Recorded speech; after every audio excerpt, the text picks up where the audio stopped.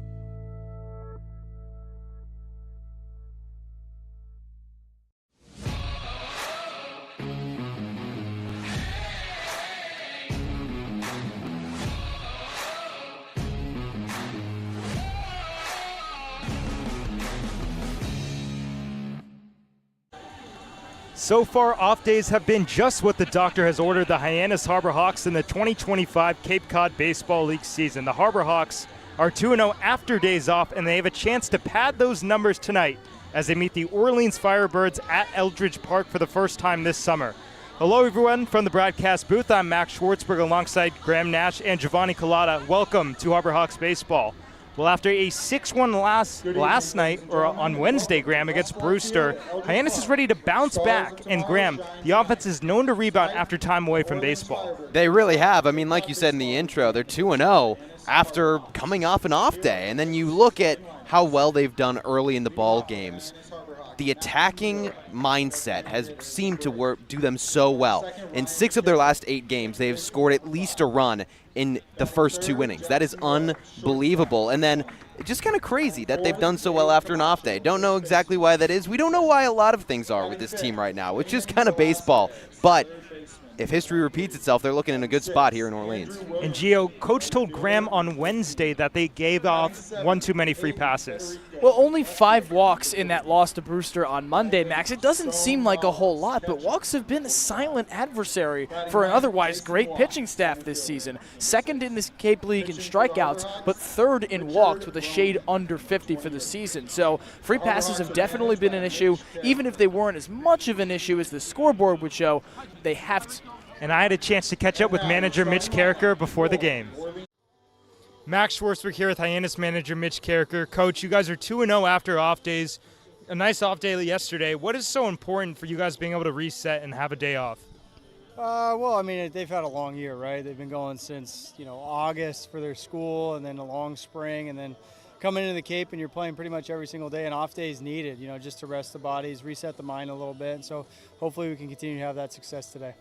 And you got Richie Roman going today on the hill, his first start of the summer. What does he need to do to be successful against the Firebirds? Keep doing what he has been doing. He's throwing strikes, which is good. He's really commanding his off speed really well, and so I think that'll be important tonight.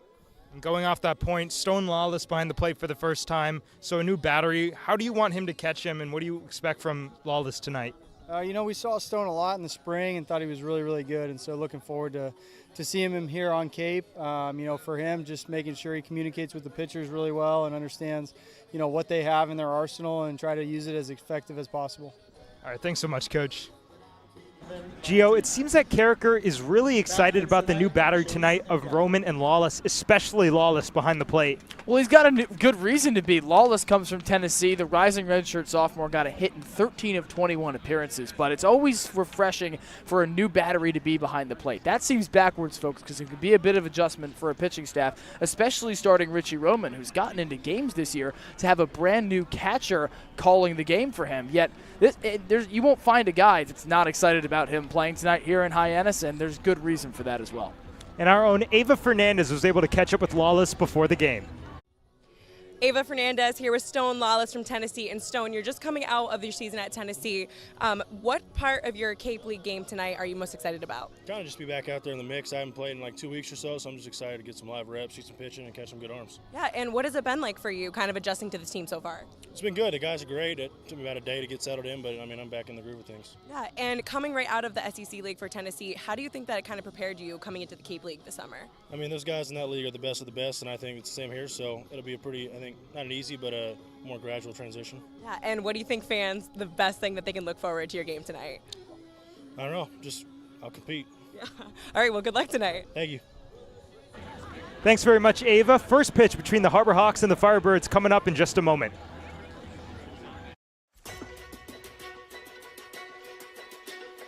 I think, Dean, they're allowing you to find your own success and your own true independence.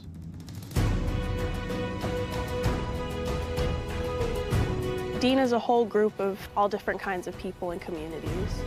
Since I've come to Dean, I've learned a lot of time management skills.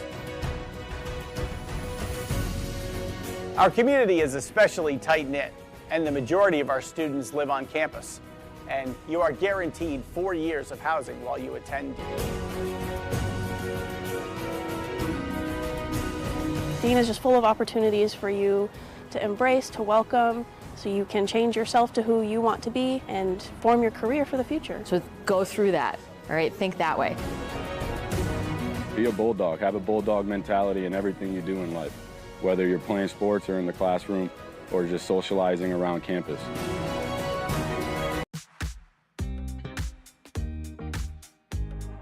When it comes to delicious food, the best place to start is with great appliances. And Cam Appliances is your one-stop shop for any budget with brands like Thermador, Viking, Bosch, GE, and so much more. Cam Appliances, sales, delivery, installation, and service in the heart of your home with locations in Hyannis, Nantucket, and Hanover.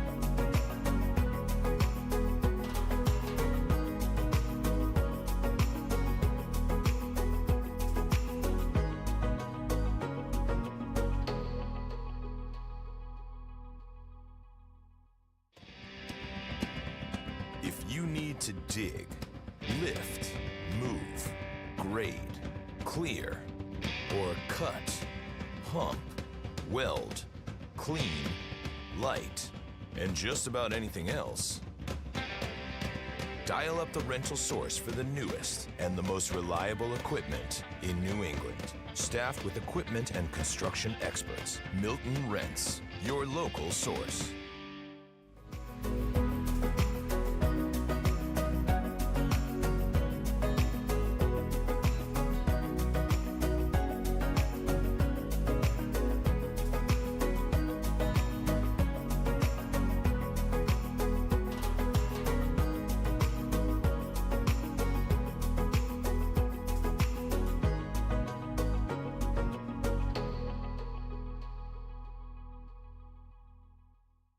If you can dream it, if you can cruise in it, if you can summer in it, fish from it, or take it for a day at the beach, we can protect it.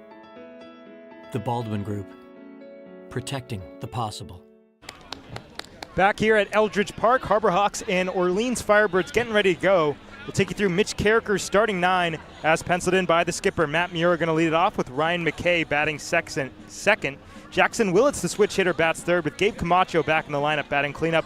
Ray Velasquez out of that similar 5 spot. Andrew Williamson slots in at the 6 hole. Hayden Federico with the later part of the order but they're going to go up against a southpaw in Sebastian Gonzalez.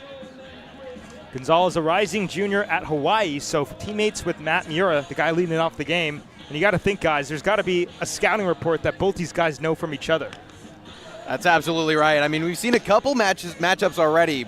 pitcher v. batter where it's teammates, and we've said, oh man, wish we could be in that group chat come end of the game. But I think you're exactly right. I mean, Matt Mura probably knows exactly what Gonzalez throws. He's got that fastball, curve, and slider that he'll throw, a good 3-pitch mix. He's trying to flatten that slider actually into more of a sweeper, changeup in there. So he's got a lot of good stuff, Sebastian Gonzalez, but Mura, if there's anyone who knows what to expect or you'd think would know what to expect, it'd be him. Absolutely, and he's not much of a swing and miss guy, but he is good at limiting runs, and that's what you really need, especially in the Cape League.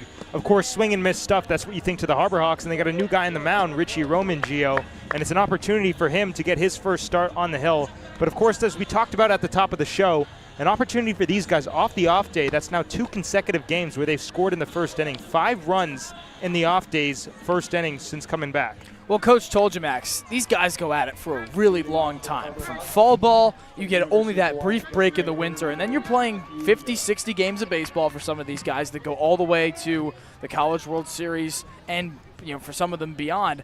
And now you get here to the Cape after a month off. It's something we talk about a lot, Max, and have to rekindle that fire that you had during a respective point of your season. It's difficult to do, but Roman and the Harbor Hawks have done it well so far. Well, Matt Mura facing his Rainbow Warrior teammate. Swings at the first pitch, sends a high towering drive to right center field. Crossland on the run, Barr on the run towards the warning track, and it is gone! Lightning in a bottle, and a leadoff bomb for Matt Mura. Well, Max, I don't think we could have scripted it any better. We said Matt Mura should probably know what his teammate on the mound is throwing. First pitch, cranks it the opposite way, right center field, over the wall. I mean, I think he proved us right. I think he knew exactly what was coming at him because look at that swing. Just a moonball from Mura. He was all over that. There's that slider he's trying to flatten, Max, and Mura didn't miss. McKay swings at the first pitch, grounds it to second. Nixon to his left, and is there for out number 1.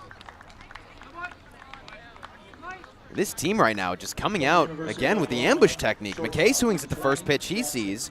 Asked manager Mitch Carricker a while ago if that was a strategy. He said no, but maybe things have changed because they are really going at Sebastian Gonzalez right now. Well, Jackson Willits, the switch hitter, batting right-handed, up for the first time tonight. And the first pitch is a breaking ball that catches the outside corner, 0-1. Last time out for Gonzalez on the hill was against YD. Went 4 2/3, gave up 3 runs on 5 hits. As Willits, big swing at a slider out ahead, and he falls behind 0-2.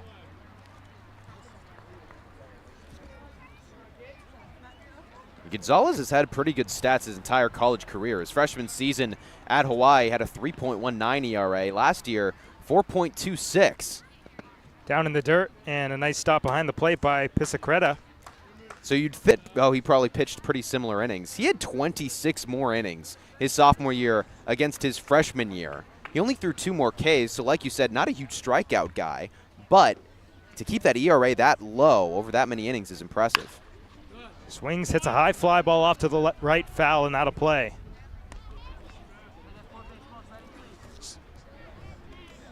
And to that end, Graham, this makes those numbers you talked about make this a really interesting matchup with Jackson Willits coming to the plate. Somebody that worked double-digit walks in just 4 games. He takes a ton of pitches like he does here. Yeah, good take on a changeup down low, so count runs even. 2 balls and 2 strikes apiece. Willits in at 357. OPS at 957. Came in and started leading the league, or the team in walks very quickly, and this is why. He works it to a full count now. 3 balls and 2 strikes. It's honestly going to come down to all game long between Gonzalez and Willits. Who challenges who first? Full count and the windup. Lefty kicks and fires, and Willits fouls it off to the right out of play. We'll do it again. That time Gonzalez challenged him with a fastball, Max. And Willits, a great plate protector in addition to a very disciplined hitter, able to stay alive. Willits leads the team with 10 walks. Next closest guy, Andrew Williamson, has 8. Locked in a full count here. And the pitch misses downstairs, so there's walk number 11. And the home run, the ground out, and right back on base. Gabe Camacho coming on with 1 out, 1 on, and a 1-0 Harbor. He's got a really good look at why Jackson Willits is so good in those counts where there's a lot of balls and a lot of strikes, he chokes up on the bat a good 2 inches. He really shortens it up and is only going to swing at something that he thinks is right over the heart. And to pair that with his good eye, that's so impressive. Camacho takes the first pitch down in the dirt. Debut. Willits on first with 1 out in the inning. And a swing and a smash towards right center field. Crossland on the run. He will not get there. It bounces in front of him. Willits on his way to third. He will get there without a problem. Camacho standing on first base. And look at this. You got runners at the corners with 1 out. And Ray Velasquez coming up to the plate. Well, attack mode is in full effect. Throughout 3 first swings at pitches, you have the ground out from McKay, but that's flanked by the home run from Mura on the first pitch of the game, and that single from Camacho, a great piece of hitting for the lefty on the tip of the bat that time to deposit it into the alley. 95 off the bat of Gabe Camacho right there. Velasquez with some ducks on the pond. First pitch, change it missing away, 1-0. Velasquez looking to get back into the swing of things. He led the team with a 389 average last week, then had an 0 for 9 spell. Had a decent game a couple nights ago, a couple hits, but trying to work his way back. Oh, look out, back comes towards the camera. Almost took a piece of Andrew Williamson with him. He's going to need some sticky stuff on the handle. You can see Velasquez walking towards the third base dugout, asking for some of that aforementioned sticky stuff. It's not as hot as it was at Falmouth a couple days ago. That was just on Tuesday, and the temperature was 89 degrees. It's 66 right now. Not quite as hot, but maybe a little sweat for Velasquez there. So Velasquez with some sticky stuff on that bat. Willits on third. Camacho takes his lead out first. 1 run home for Hyannis here in the first inning with 1 out. Gonzalez in the stretch. Now he'll wait and throw over to first base, and it gets away. Willits comes in to score. Camacho's rounding second. He will stay there. An errant throw and another Harbor Hawks run. It's 2-0 Hyannis. Well, we've seen the Harbor Hawks take advantage of errors from their opposing team quite a few times already this season. And so this is not a good start for Sebastian Gonzalez or the Firebirds, because with how much they walk, an error can be very, very costly. So Camacho, the lone Hawk on the bases now. 2-0 Hyannis here in the top of the first inning. Finally, the pitch to Velasquez is swung on and hammered a ton to left field, but playable for Levy. He makes the catch. Camacho retreats to second. And there's a loud out number 2 here in the top of the first inning. That one was cracked too, wasn't it? Off the bat, that's one of those where it sounds so good, but I guess that launch angle wasn't quite 29.6, Max. Andrew Williamson coming up to the plate. And at 172, but the OPS at 799. We mentioned those 8 walks, second on the team. Left on left. First pitch curveball down low. We've seen him go to that pitch pretty frequently to open up hitters, but not able to throw it for a strike, Graham.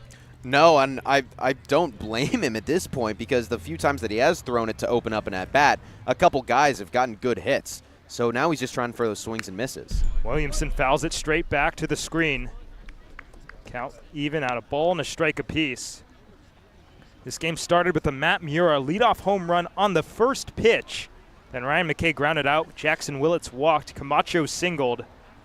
And Willits scored on an errant throw by the pitcher.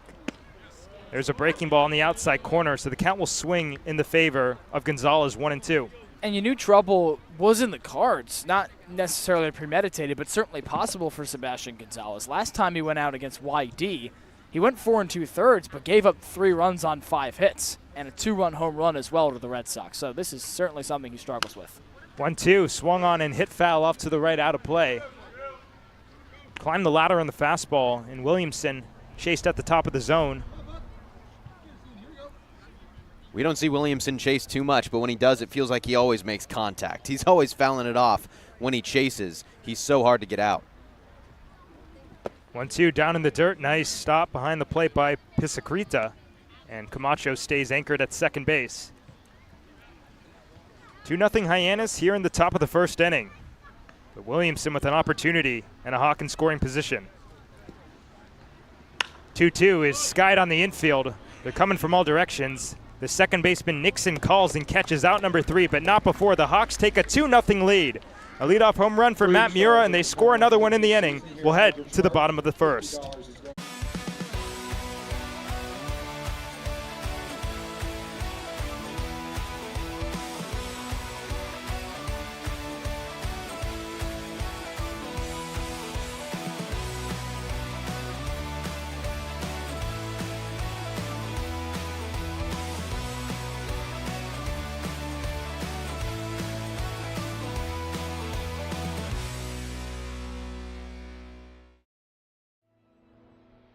Your future begins at Dean College. Make a difference.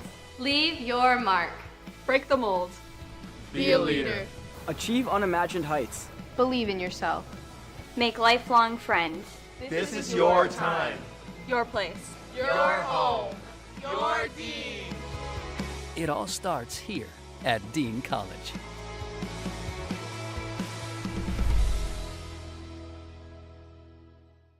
Back here at Eldridge Park now in the bottom of the first inning, and before Richie Roman has thrown a pitch, the Harbor Hawks take a 2-0 lead.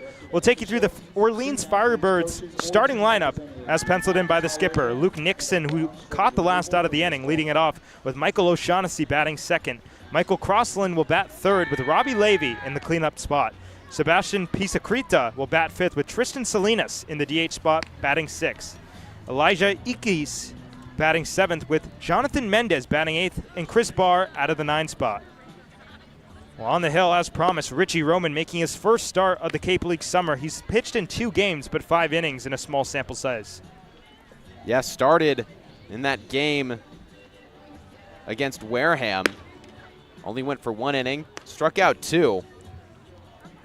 So first start, we've talked a lot about how it's kind of interesting to switch from starting to relieving, relieving to starting. It's a whole different mindset. I'm really interested. This first inning is going to tell us a lot. We're going to learn a lot from how he does here. And he's going up against a pretty good Orleans lineup. Orleans lineup's been very similar throughout the start of the season. Not a lot of temporary guys, and it's been penciled in pretty consistently. They're among the middle teams in terms of batting, a 199 team average, 596 team OPS, but they got some firepower scattered through in there. Robbie Levy, OPS over 1,000 at 1,060. But as promised, Luke Nixon, the left-handed batter, will lead it off against Richie Roman. Nixon, a rising junior at NC State. He led off last game for the Firebirds, but he was picked up 2 walks and went 1 for 3. 2 runs as well against Wareham. That was on the 25th. Roman comes home. First pitch foul. Started all 56 games this past spring at NC State. And a 295 average, 5 home runs, 37 strikeouts at the plate. High fastball. So count even 1-1, Roman battles back. And he led NC State in at-bats, runs, triples, and steals. He's got a lot of speed. He's a great leadoff guy. He just sometimes struggles to get to first. Long pause. Now the fastball gets the outside corner. Well, we've seen 3 pitches so far, Graham. All 3 have been on that outside part of the plate. Yeah, Roman is peppering it right now, and it's got some really good pop coming into the catcher's glove. He's throwing it pretty hard. In the windup, Roman comes home, and there's a ground ball up the middle. McKay to the backhand, gets a high hop, now throws on the run. And in time, Federico De Jesus with a loud call at first base. There's out number 1. What impressive throw from Ryan McKay. It took a weird high hop on him right before it got to his position over at second. So he had to stop his momentum, which was going towards the second base bag, jump, field it, and then right as he landed, he threw it. He couldn't load and get his momentum going forward. So it was kind of like his momentum still taking him to second, and he had to get as much behind the throw to beat out a speedy Nixon. Left-handed hitting Michael O'Shaughnessy takes strike 1. Backdoor breaking ball on the outer half. O'Shaughnessy transferring to Georgia ahead of his rising senior season, was just at Davidson. Stands tall in that left-handed batter's box. Roman comes home, and I think he went. They appeal. Yeah, he did. Third base umpire Jonathan LaMattina bringing him up and giving Roman an 0-2 advantage. Nice frame job as well from Stone Lawless. Him and Roman look awfully comfortable here in the first couple of batters. They'll have a battery together. Roman ahead 0-2. Now he comes home. Fastball misses up and away. O'Shaughnessy at 235. OPS at 817.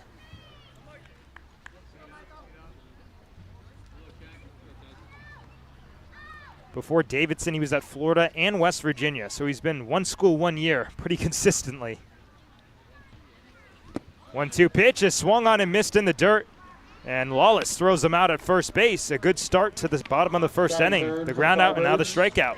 From UC San Diego, right field. Roman looks really, really confident, really calm. I'm impressed because, again, first time starting for Hyannis and first time facing this Firebirds team as a whole. So it's a totally new look, but he's doing a really good job painting the corners. It's impressive the lines he's taken with some of these pitches. Michael Crossland, right-handed hitter, takes a fastball right in the outside corner. And I got to say, guys, after those walks against Brewster, it's really refreshing to see how he's peppering the zone early on and jumping ahead of all three hitters. Right on right, a rising junior at UC San Diego. 0-1 pitch, fastball down El Centro. And Roman in all three at-bats, jumping ahead 0-2. And that's been the key, where Hyannis jumped ahead in a lot of those at-bats to Brewster. They couldn't work themselves out of them. So far, Roman has done just that.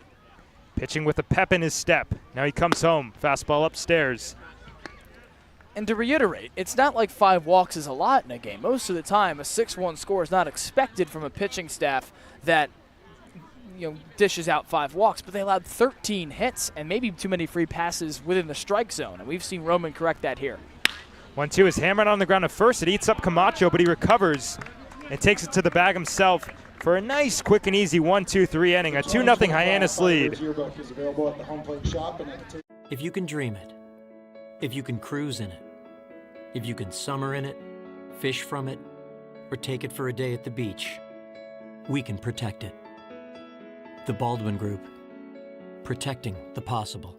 There hasn't been a ton of training when it comes to bat speed or products for players to be able to train bat speed.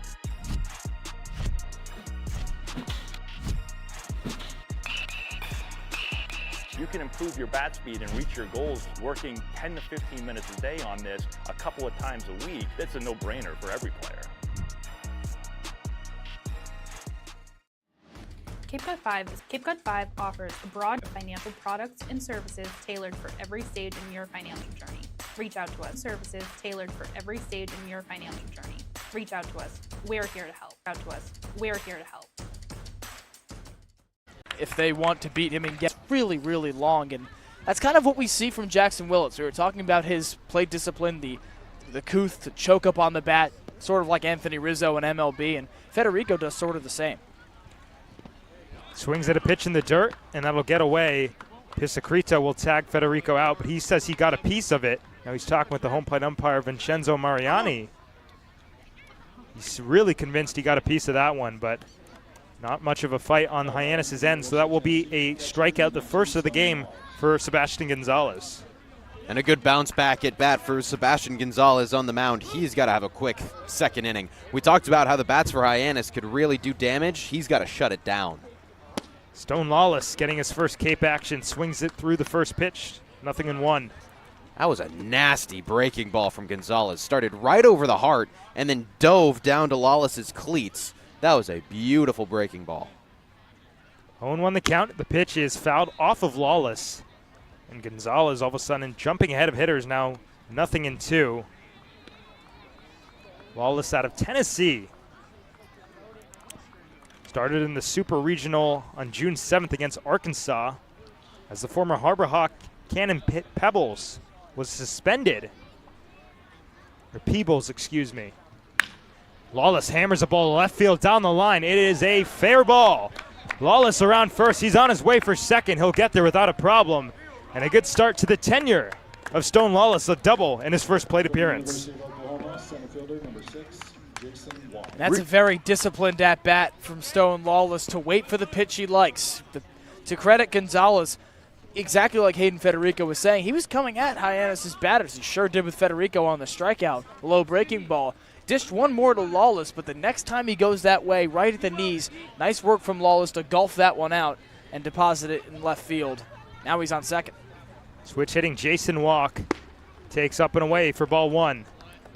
That's also huge because now there's a pretty darn good chance that Matt Mura gets up for a second time already. Of course, barring any remarkable play in the infield or outfield, but Stone Lawless doing a couple of big things there, getting his season going, and then also continuing this offensive hit. Walk smokes the ball towards right field on the run across lane. He won't get there. It bounces in front of the wall.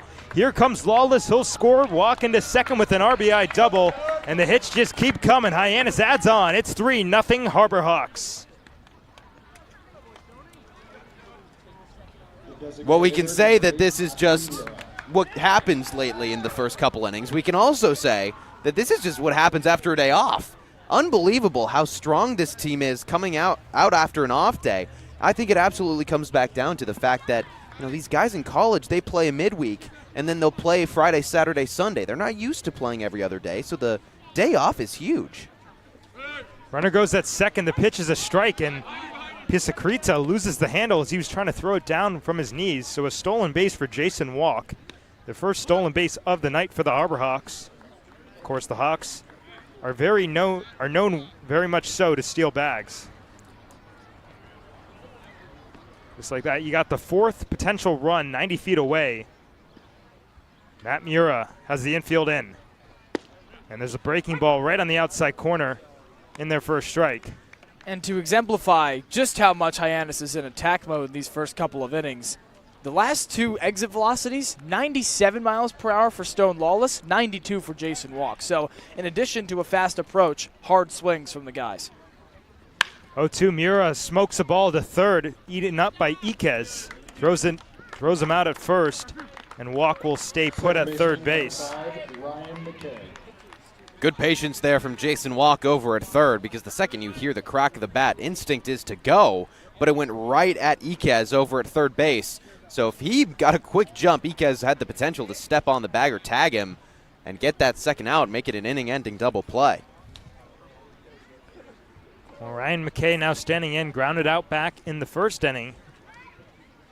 Average still at 345, and he takes down low. There was a breaking ball from Gonzalez. We still see Gonzalez going to that off-speed pitch consistently to open up hitters. Not all too often that you see that. Certainly a reverse approach. 1-0 pitch is swung on, hit foul off to the left, and Levy has no play.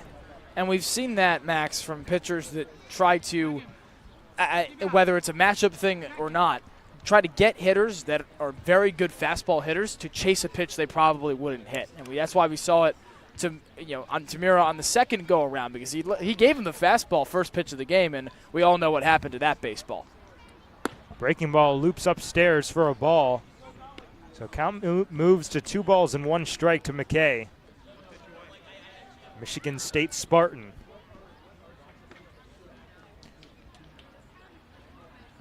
Two-one pitch is hammered up the middle and into center field. Walk scores from third. McKay rounds first generously. He'll retreat with an RBI single, and Hyannis continues to pour it on. 4-0 Harbor Hawks. Well, Ryan McKay has been hitting with the best of them as of late, now extending a hit streak to 7 straight and on base streak to 15 straight. That extending back to the end of his season at MSU. He has been on fire for the Hyannis Harbor Hawks. And this will induce a mound visit, as that is the day for Sebastian Gonzalez. So far, 1 2/3, but he's responsible for McKay on base. He's given up 4 earned runs. We'll meet the new pitcher in just a moment on the Harbor Hawks Baseball Network. You can make any bat feel lighter by adding a velo puck knob. Instead of having to go get a whole entirely new bat, you can simply add the puck to it. Players can use this with any bat. It's basically going to shift the weight of the bat a little bit more towards the hands. Players are able to hit the ball a lot harder just by simply adding the puck on.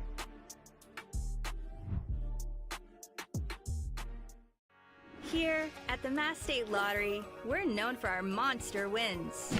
But there's no bigger win than the $1 billion we provide each year to support all 351 cities and towns in Massachusetts. In our game, we know that supporting local businesses and helping communities is how we all win. Because at the lottery, we're all playing for the home team. The Mass State Lottery. Welcome to the state of winning. Back here at Eldridge Park, Hyannis up 4-0 with Ryan McKay still on base. Sebastian Gonzalez's day is done, and the new pitcher is the Harvard rising junior, Truman Pauly. Truman Pauly, like you said, at Harvard, he's already made 2 appearances, 1 start actually, this season for Orleans. He's got a 1-1 record over 5 1/3 pitched, an 8.44 ERA, a little bit inflated. His first appearance out of the bullpen, and then he got his start the last time up. He's got a good pitch mix, 5 different pitches he can go to. He's got the fastball, the slider, the curve, the change, and then also a cutter. So interesting to see what he'll go to, because a lot of those pitches actually Gonzalez had as well. There aren't many guys also that throw a cutter. I mean, he must be influenced by Mariano Rivera or something like that. But to throw a cutter, it takes a very, very distinct difference from a slider, because you see those pitches break in a similar way, especially coming out of the hand of a righty. And to have it turn just that little extra much on the spin, it's going to be very difficult. I'm excited to see if he brings it out here to the switch-hitting Jackson Willits. Well, Willits hitting left-handed for the first time tonight. Obviously hit right-handed back in the first inning. Pauly, a mechanical engineering major at Harvard. Facing the Oklahoma Sooner with Ryan McKay on first base. McKay runs on the first pitch. The pitch, a ball to throw down to second, is in time. Pisakrita guns down McKay, but not before 2 more Harbor Hawks runs come home. An RBI double for Jason Walk, an RBI single for Ryan McKay. 4-0 Hyannis heading to the bottom of the second. Get ready for big results with our small machines. With more power, performance, comfort, and savings, they're ready for every job. And we're ready with plenty of inventory, the best support in the business, same-day parts availability, and locations across the Northeast. So you can always be ready to work. Milton Cat, always ready.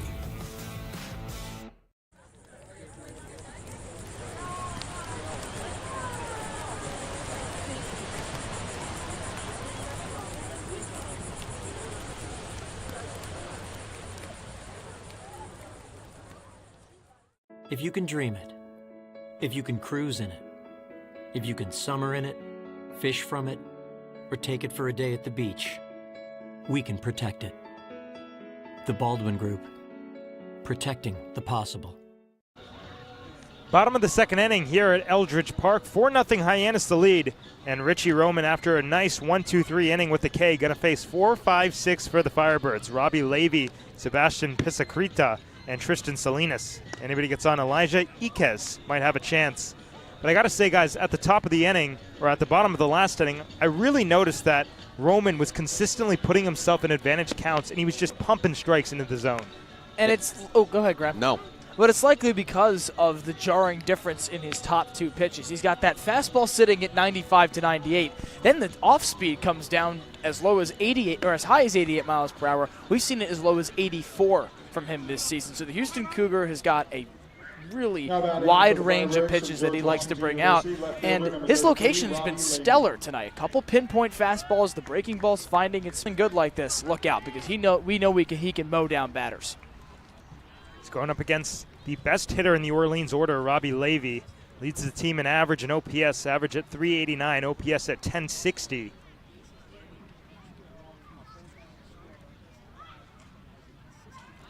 Righty to lefty. Roman comes home, and it's fouled back towards us.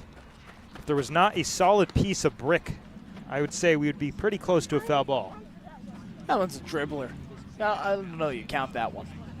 You got to catch it to earn it. Levy, a George Washington revolutionary. Go USA. Swings and hits a high fly ball towards left center field. Walk on the run into the gap with a little skip in his step. Makes the first out of the inning. And Roman has looked so comfortable. 4 up, 4 down to start the game. But he hasn't been deterred by the fact that he's gone up in 3 of these 4 batters he's faced, and that's the key difference from Brewster's, or rather the loss to Brewster on Wednesday, Max, that Hyannis was unable to recover on the mound from going up in counts early. Only walked 5, but too many free passes even in the strike zone. Sebastian Pisacreta takes strike 1. Really sharp breaking ball. If I'm not mistaken, I think he's 5 for 5 on first pitch strikes tonight. He is, and that's a surprise given that he's gone up in most of these counts as well, but credit to him on the back end, as we just talked about. Fouled off to the right out of play, lively fastball, and a challenge pitch that is. And just like that, Roman jumps further into the driver's seat, 0-2. The add to that as well, Max, is that Coach Carricker talks all the time about fastball command atop the bump from starters and relievers, but especially starting pitchers. And the fastball's been brought out for a lot of those first pitch strikes. 0-2 misses upstairs. Pisacreta, a rising junior at 353. 1-2 the count. And the pitch is belted deep towards left field. Federico on the run towards the warning track with room for out number 2. That was hit real hard, but as we noted right when we walked in, Max, this is a pretty big field. That's why when Matt Mura made contact, I think both of us were kind of like, oh, that's probably going to stay in the yard, because it's 434 to center. It's so far. There's a lot of room for those outfielders to work. Pisacreta hit that pretty hard. That's the longest center field wall on Cape Cod. Tristan Salinas hitting left-handed. Roman comes home. First pitch misses outside. That's the first ball to start in that bat for Roman tonight.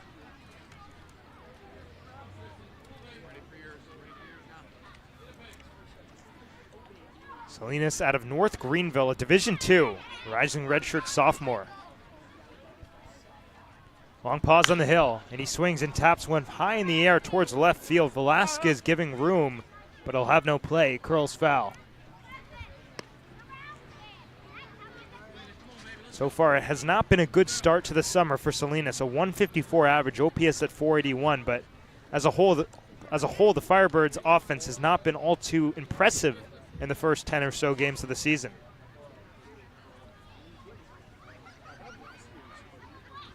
One-two pitch is grounded sharply to shortstop, played nicely by Willits, throws on the run and in time for another easy 1-2-3 inning. 4-0 Hyannis will head to the top of the third. Get ready for big results with our small machines. With more power, performance, comfort, and savings. They're ready for every job. And we're ready with plenty of inventory, the best support in the business, same-day parts availability, and locations across the Northeast. So you can always be ready to work. Milton Cat, always ready.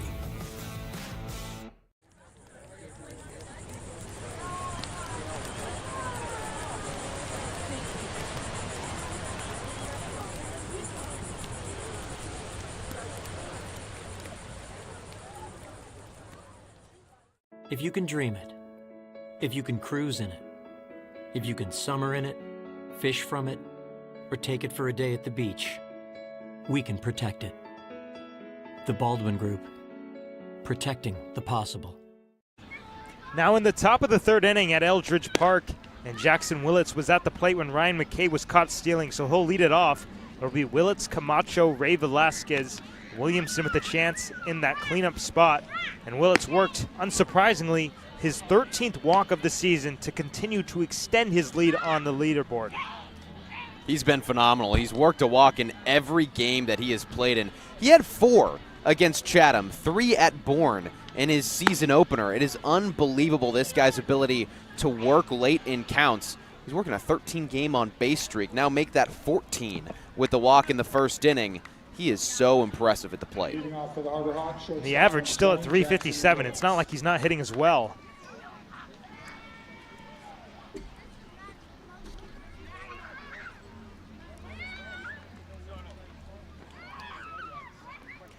Going to face Truman Pauly for the first time tonight. Right-hander in the stretch.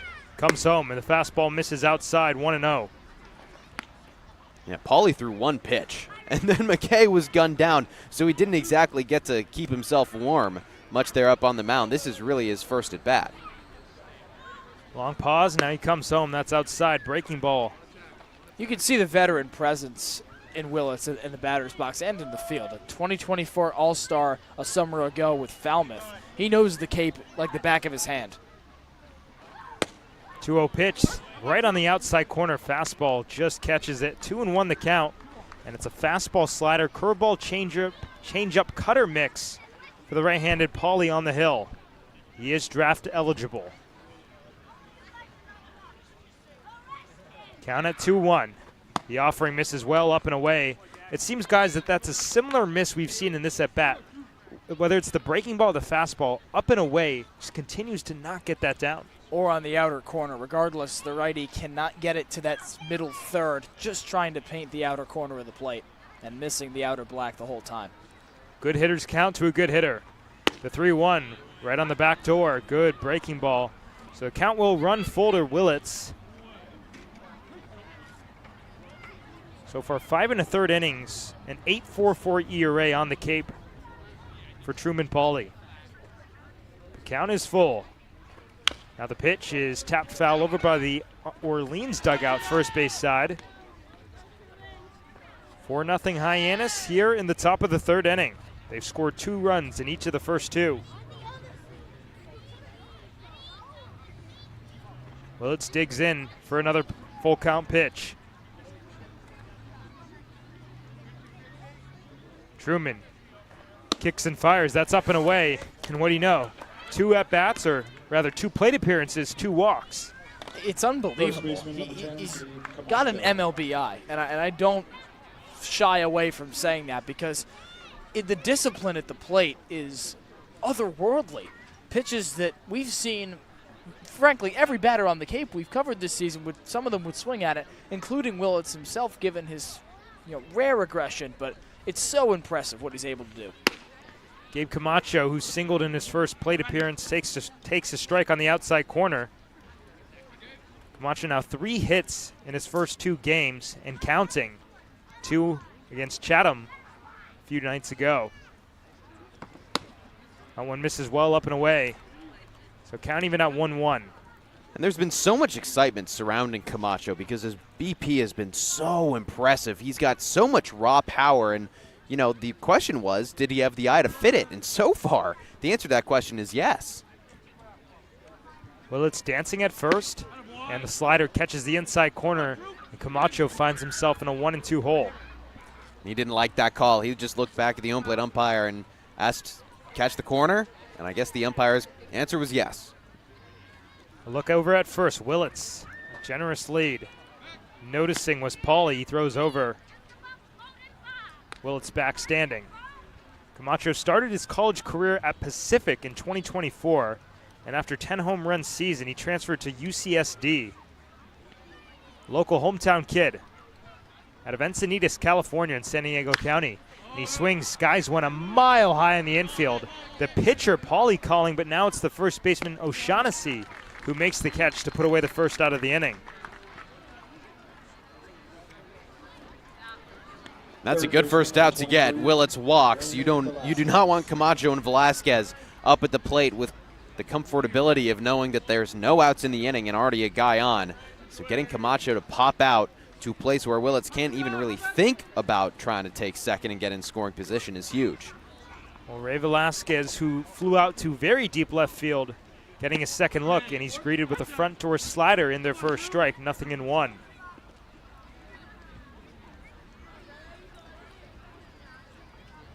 Velasquez had an RBI double against Chatham on June 17th. Another 2-run double on the 24th at Falmouth. But he went 0 for 2 with 2 walks just 2 days ago against Brewster. Rising senior at Austin P, of course, the transfer from Vanderbilt. Runner goes at first, and that one hits Velasquez on the helmet.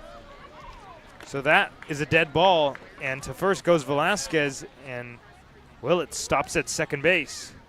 Hawks have something brewing for yet another inning. The right fielder, number 13, Andrew Williamson. Well, you can't give up free chances to this Hyannis team. We talked about that in the first when starting pitcher Sebastian Gonzalez had that error that he threw over first baseman O'Shaughnessy, trying to just check on the runner at first base. You can't make those kind of mental slips because this team has taken advantage of it all season long. Williamson shows the bunt. He'll go around for the first strike of the 4-0 Harbor Hawks here in the top of the third inning. But the Hawks with 2 on and 1 away for the big bad, Andrew Williamson. Willits on second, Velasquez on first. 0-1 the count. And the pitch misses outside, fastball. You want to talk about a good eye, Andrew Williamson is up there with the best of them. He is so patient, doesn't really expand the zone, can work a walk really, really easily. Pauly, a long pause, now takes a look back at Willits. Now he comes home. Breaking ball misses upstairs. So the count swings in Williamson's favor, 2-1. And it's got to be so valuable to have that eye to put himself in constant advantage counts. That's exactly right, and that's why we've kind of seen him everywhere in the order. We've seen him high as a guy to get on base. We've seen him now a little bit lower as a guy to kind of create a spark down here at the bottom of the order. 2-1, fouled straight back to the screen. And you could tell that Williamson wants that pitch back immediately. Well, he's right underneath it. He fouled it straight back, which, as you say, Max, that means he's right there. So I'm sure in his mind, he cracked that one and had it all the way into the outfield. But instead, he takes a long strike and has to reset. Willits dancing at second. Now Pauly comes home. And that's downstairs, ball 3. So the count runs full, another 3-ball count. A lot of 3-ball counts in these first couple innings, Gio. And he's emerged as an early leader, Williamson, and it's evidence in the fact that he knows what to do in these situations, as do the rest of the Harbor Hawks hitters do tonight with those 3-ball counts, as you mentioned. Full count is ripped towards left center field. That is down for a base hit, and it falls in front of Barr. Here comes Willits. He'll score. Velasquez is getting the way from Carricker. The relay to the plate will be late. A 2-run double for Andrew Williamson and the Harbor Hawks. A 6-0 lead. Well, there's someone that knows what to do in a 3-ball count, Max. How about that piece of hitting? To go almost fully the other way, off the end of the bat, wait for the pitch he likes, and put a good swing on it and watch the drive fall. How about 2 runs in each of the first 3 innings and counting so far? This Harbor Hawks team after off days. Wow, they're pretty dang good at baseball. They're really good at baseball. It's unbelievable. They're hitting it so hard right now. Stone at 97, Williamson 103. Hayden Federico takes down low. Williamson now anchored at second base. A 6-0 Hyannis lead here in the top of the third inning. And let's credit Ray Velasquez for the run all the way from first base on the wave. Pauly takes a look back at Willie. Now he comes home. Federico takes a fastball away. So count swings to 2-0, and Hayden looking for some redemption. He struck out back in the second. The only strikeout of the day for Firebirds pitching, but he thought he got a piece of it. And you got to feel he's got a chip on his shoulder ahead 2-0 here. Good hitters count.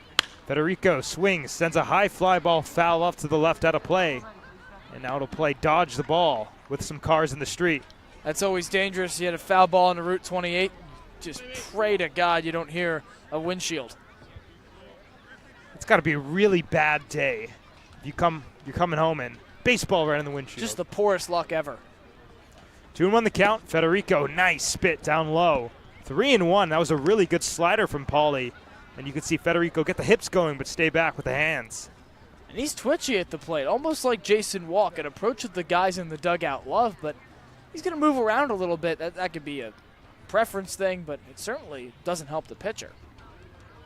3-1 is hammered to right field. That's in for a base hit. Carricker will stop Williamson at third. They'll play station to station as Federico's in at first.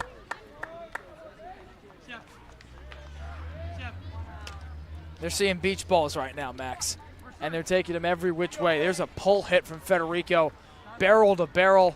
And that one gets right over the second baseman, Luke Nixon, and into right. Batting the catcher, number 19, Stone Lawless. Now Stone Lawless, who doubled in his first at-bat of the summer, coming up for the second time tonight, second time in as many innings. You got to feel the Harbor Hawks' confidence is at an all-time high. It's got to be. You're 2 batters away from getting to the top of your order for a third time in the third inning. First pitch to Lawless, fastball clips the outside corner, 0-1. Something we've talked about throughout the season is that hitting is contagious. When guys around you are hitting well, it's more likely you're going to hit well. It's just the way it works within the game of baseball, and I could testify as a former player myself. 3 straight Harbor Hawks have reached. Federico runs at first. The pitch is high. The throw down to second. Here comes Williamson. He will score as Federico swipes second anyways. A double steal. Federico takes second. Williamson steals home, and the Harbor Hawks a 7-0 lead. I'm really not sure why Pisacreta made that throw. You got a runner over on third. You pretty much know for a fact that he's going to take off the second that it leaves your hand. Unless the pitcher cuts it off, you're allowing a run through. Swing and a high fly ball right center field, shallow. They're coming from all directions, but it's Barr and the second baseman Nixon who calls and catches out number 2 of the inning. Amazing. That's just out number 2. But Graham, to return to the point about the double steal, it's so beautifully executed by Federico, knowing that he's essentially the sacrifice man right there. That if he renders an effort to get to second base, Williamson's going to get home even if the throw down comes. And so a rookie mistake there from Pisacreta. Well, Jason Walk, who had a RBI double back in the second, now up for the second time tonight.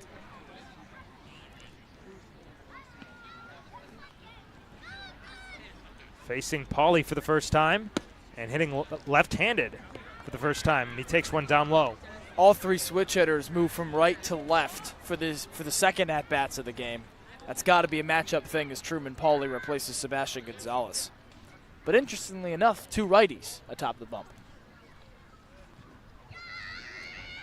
1-0 pitch, fastball missing away. And all of a sudden, Pauly just having trouble commanding the strike zone, as if it can't get any harder for the Orleans Firebirds. That miss is still to the outside corner, Max, with the fastball. However, the breaking ball miss is inside to lefties. And let's just like we saw earlier in the count to Walk here. 7-0 Harbor Hawks here in the third. And the 2-0 fastball clips the inner half, 2-1.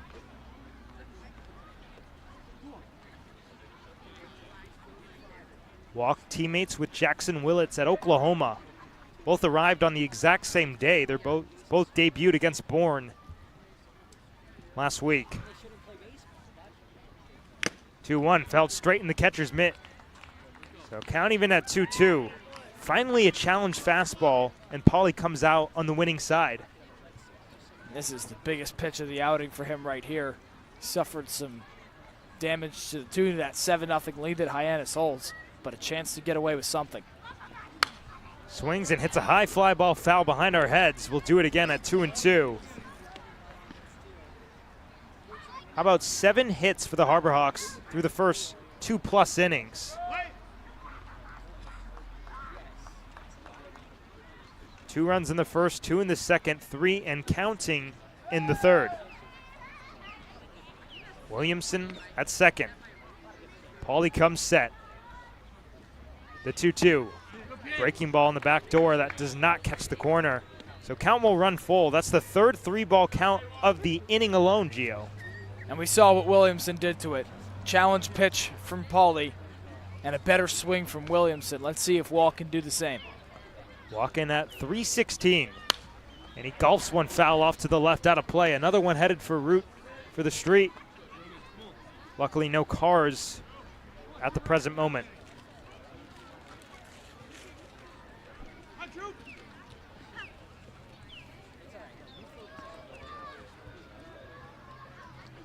Long pause on the hill for Truman Pauly. Now his payoff pitch is right on the outside corner. Strike 3 called. but the damage has been done. The Harbor Hawks plate 3 here in the top of the 3rd inning. We'll keep it right where it is as we're joined by our very own Ethan Wax sideline. 99 Restaurant. For a tough loss to the Brewster Whitecaps 6-1, the Harbor Hawks look to bounce back for the first meeting this season with the Orleans Firebirds. Richie Roman, a right-hander from the University of Houston, looks to stop the brief losing streak. So far in 2 games for the Hawks, he has pitched 5 innings, yielded 4 runs with a 7.20 earned run average. In his sophomore season, he went a perfect 6 for 6 in save opportunities to begin the season for the Cougars. He was then stretched out to join the starting rotation where he made 6 consecutive starts. He tossed a career-high 6 innings pitched with 7 strikeouts at UCF in late March. He followed with 6 scoreless innings, 7 games without allowing a walk, 14 multi-strikeout games, 5 or more strikeout appearances, and threw 2 scoreless innings with 1 hit allowed for his first win at Kansas State. He looks to notch his first win for the Hawks and to get them back in the win column as we take it back to the booth for the bottom of the 3rd inning. Guys? Thanks very much, Ethan. And it's safe to say Richie Roman off to a good start today. He's faced the minimum through 2 innings, 3 up, 3 down in the first, 3 up, 3 down in the second. And now an opportunity to continue that narrative against Elijah Iquez in the bottom of the order. Iquez, Jonathan Mendez, and Chris Barr due up for Orleans, just trying to get something going in a situation like this. It's still early in the game, but it seems like all the momentum, Gio, is in the Harbor Hawks' favor. And Roman's been a big piece of that, Max, because as much as Orleans has tried to get something going, it's been really hard with the command that Richie Roman's got with this fastball, but also the stamina to, after going up in counts, get back in it, throw strikes when it counts with both that fastball and the off-speed pitch that he works so well in terms of a velocity drop-off. And let's see if he can keep mowing these guys down. Well, Richie Roman delivers a first pitch strike. What's new to Elijah Iquez, a Hawaii Rainbow Warrior, teammate with Matt Miura and soon-to-be Tsubasa Tami. Richie Roman, a rising junior at Texas Tech. Last time out was against Bourne, as Iquez fouls one off himself, painfully so, and falls behind 0-2. Well, against Bourne, 3 innings, 7 hits, 4 runs, only 4 runs, 3 strikeouts, and 1 walk.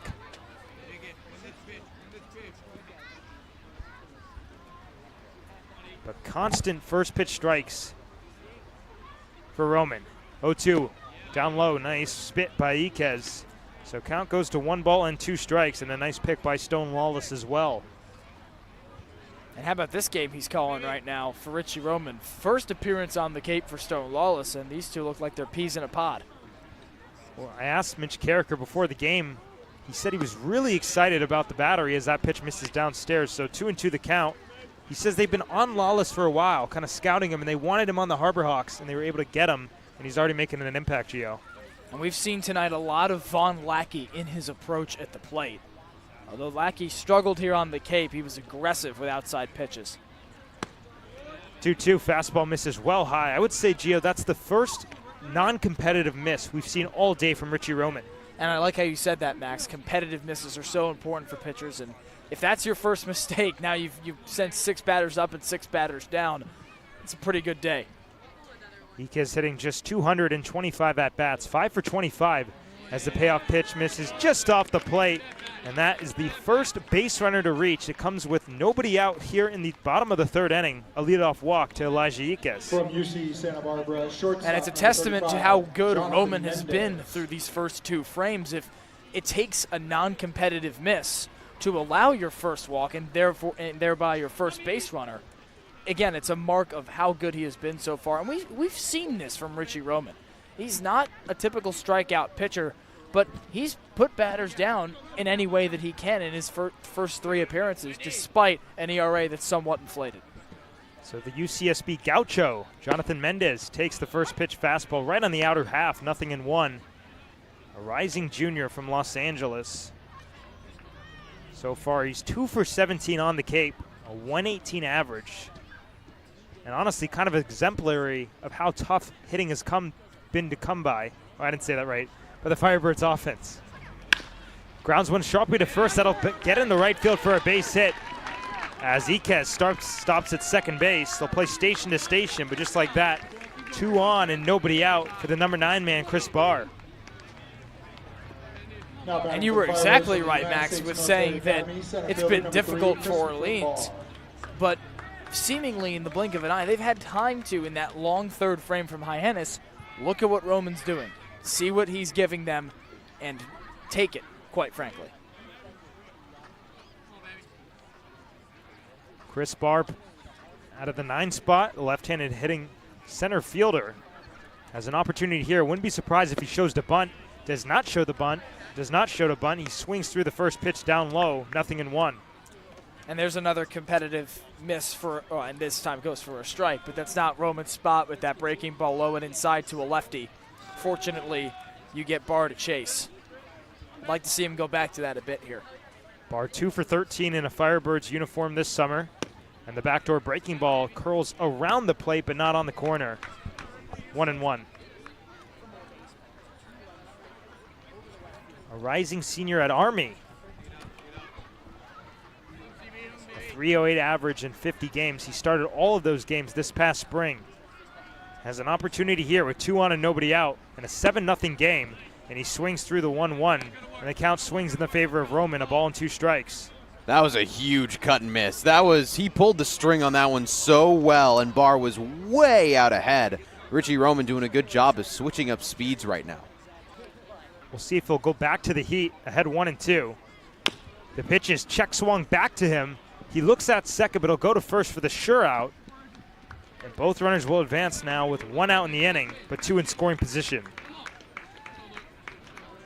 From North Carolina State University, second baseman, number 12. And that's what Orleans needs here, Max. Sorry. Really high climb here, down 7-0, just 90 feet away. Time to flip the order for the first time in this game for the Firebirds. Luke Nixon back up for the second time today. The leadoff man who grounded out first time up. And he's greeted with the first pitch. Fastball in there for strike 1.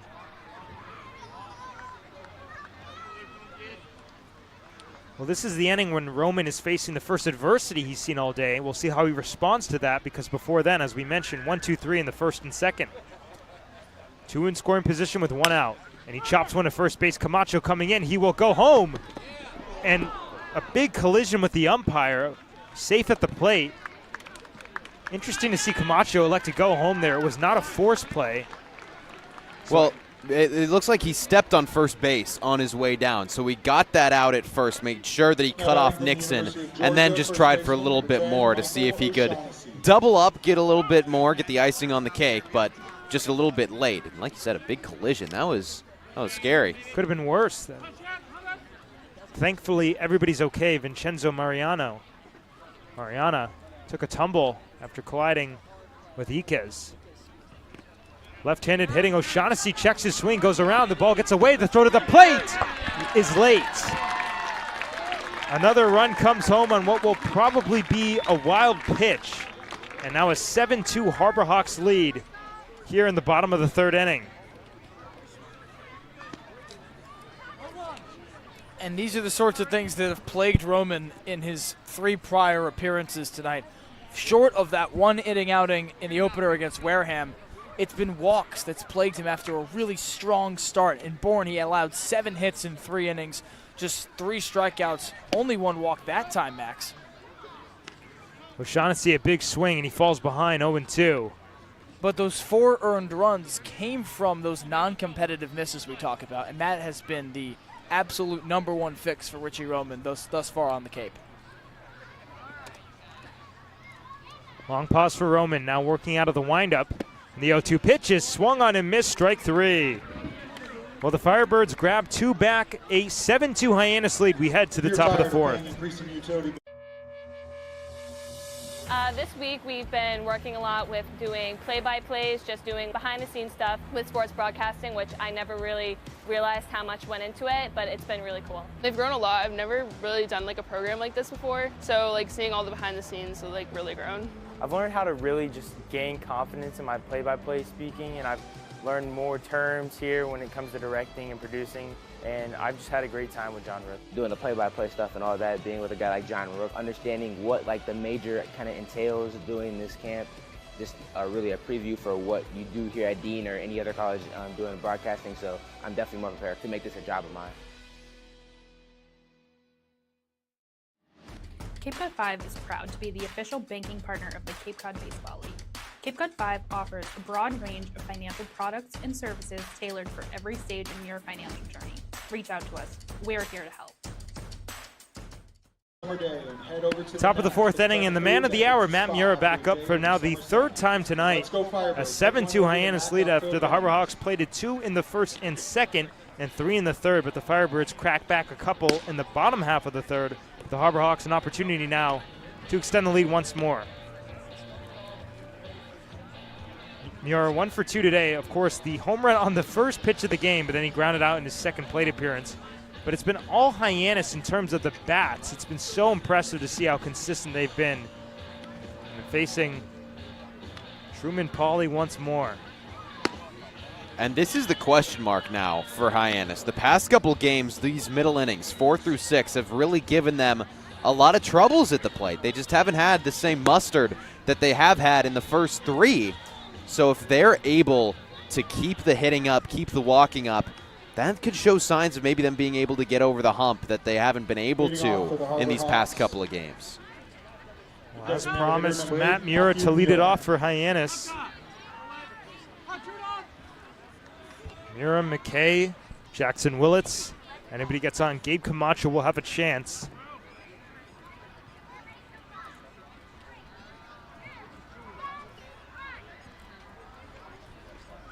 Ready to go here. Pauly working out of the stretch once more. Comes home for the first pitch, and it's the curveball that catches the outside corner. First strike, 0-1.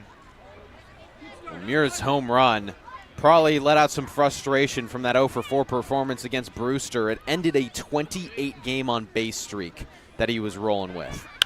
0-1 is hit foul off to the right, and that'll curl into the grass pads. A couple fans trying to make the play with their hat, but in the end, the kids win. Big race over to the ball.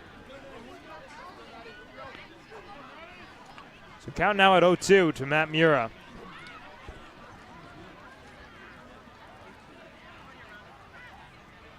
Here's the pitch, and it's chopped over to shortstop. Mendez plays it on the high hop. The throw to first gets away, and Mura is off to the races for second.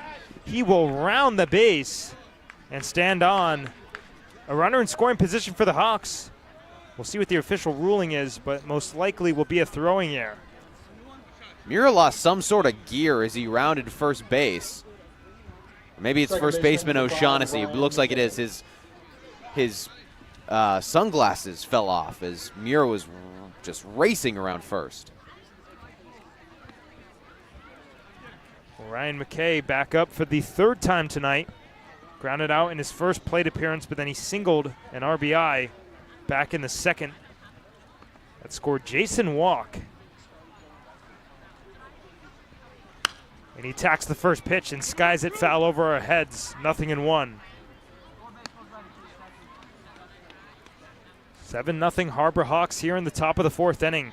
This game has kind of had it all in the early goings.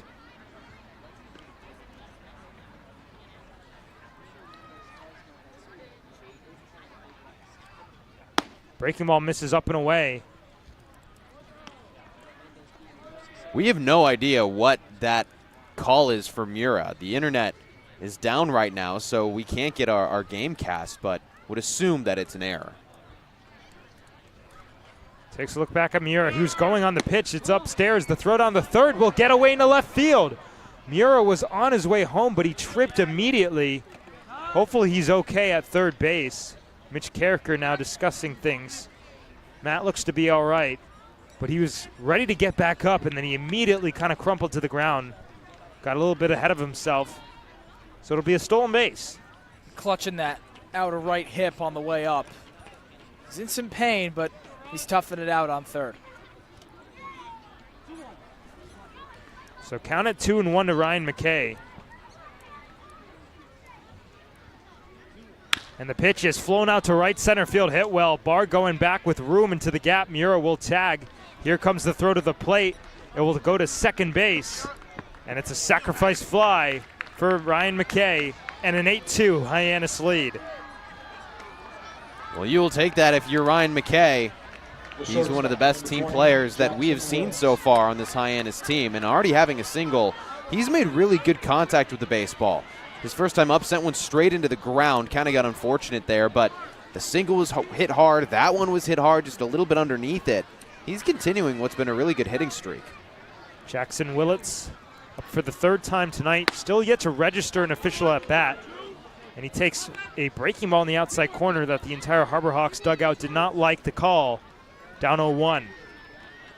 Willits a walk in each of his first 2 plate appearances. One in the first, one in the third. Behind in the count here, 0-1 though. Long pause for Truman Pauly, and now he'll step off. Pitch clock was getting too low, he wasn't ready.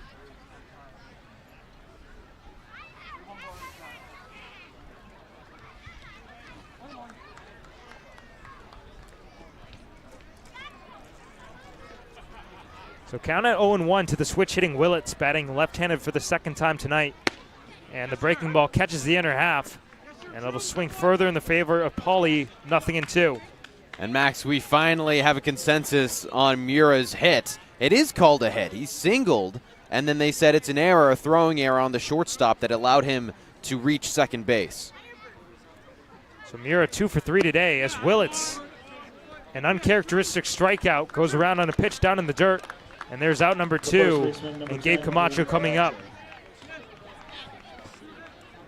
Only the 3rd strikeout of the day for Hyannis bats. They've been doing such a good job of getting those hits, just putting it in play. And then also, they've drawn 2 walks. So really strong approaches right now for the Harbor Hawks. Gabe Camacho takes the first pitch high up, 1-0. Camacho a single back in the first inning, but then he popped out a mile high in the infield to first baseman Michael O'Shaughnessy back in the third. Getting his 3rd AB in 4 innings, and he takes outside. And that single came on the first pitch that he saw. He saw it so well right out of the gate, out of the hand of Gonzalez, and just pummeled one into the outfield. He's looked pretty comfortable up there for his second game on the Cape.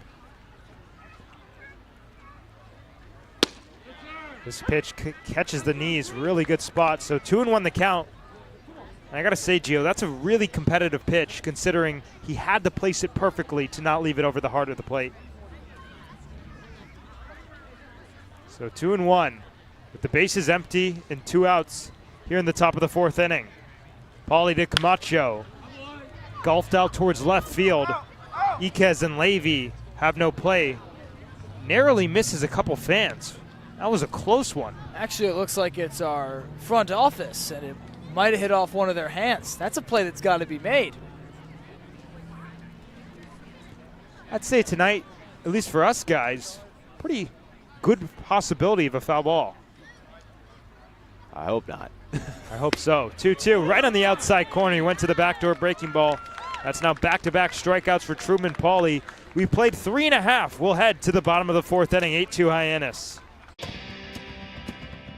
When you need to dig, lift, move, cut, or just about anything else, then dial up the Rental Source staffed with equipment and construction experts.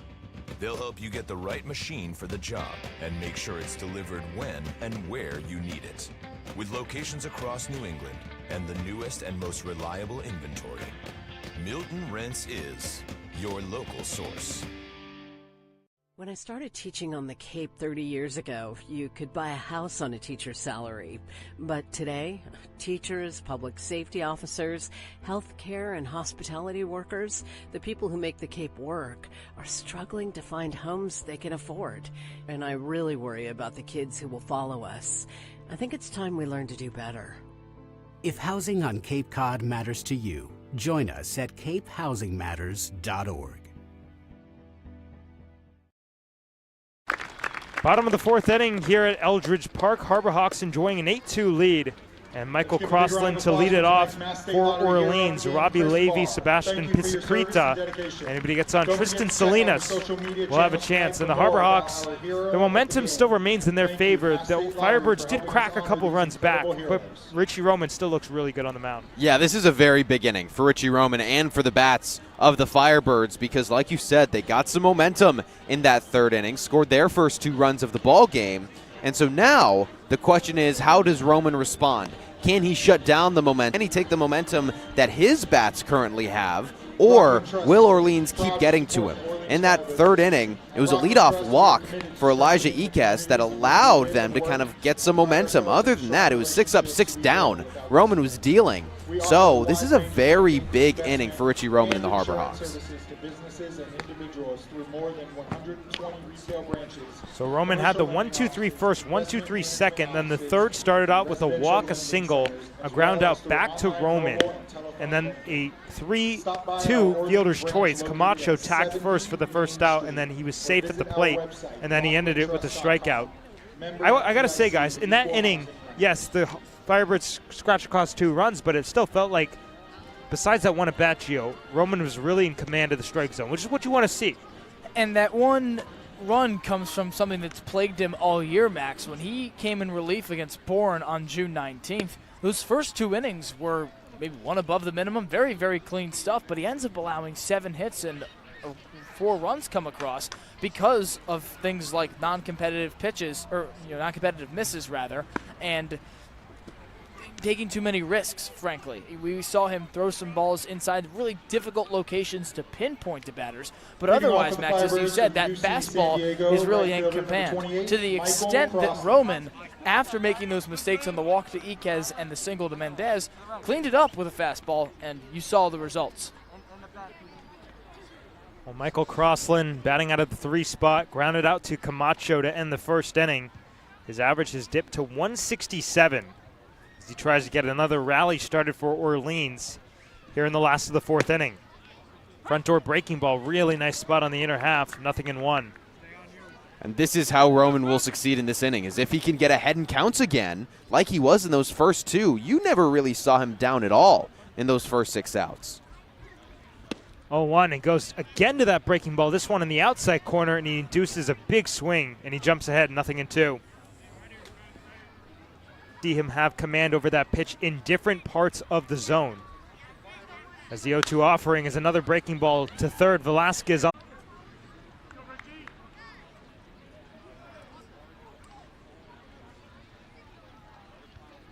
1-1 the count. Roman out of the windup.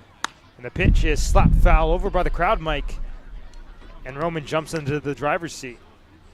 That's where he has lived. That is exactly where Richie Roman wants to be. That's where he has been, and that's where he's his most powerful, is when he gets ahead in a count. Now he can kind of throw something a little bit away and try to get a swing and miss.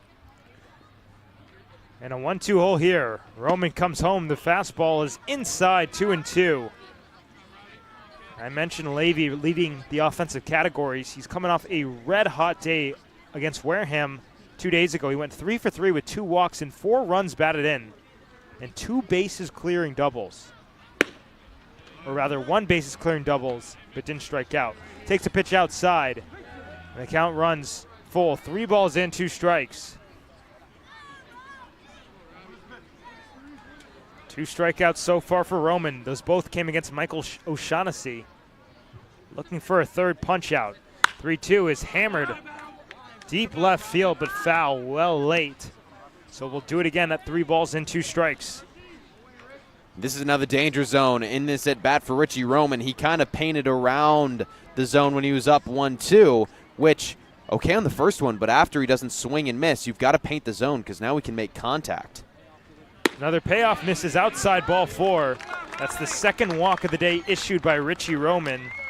Could raise a little bit of alarm. We'll see how he responds. Catcher number 18, Sebastian Pizzicrita. Sebastian Pizzicrita now due up for the second time tonight. Flew out to Federico in left, a very deep fly out back in the second inning. One that I thought had a good chance off the bat of leaving the yard.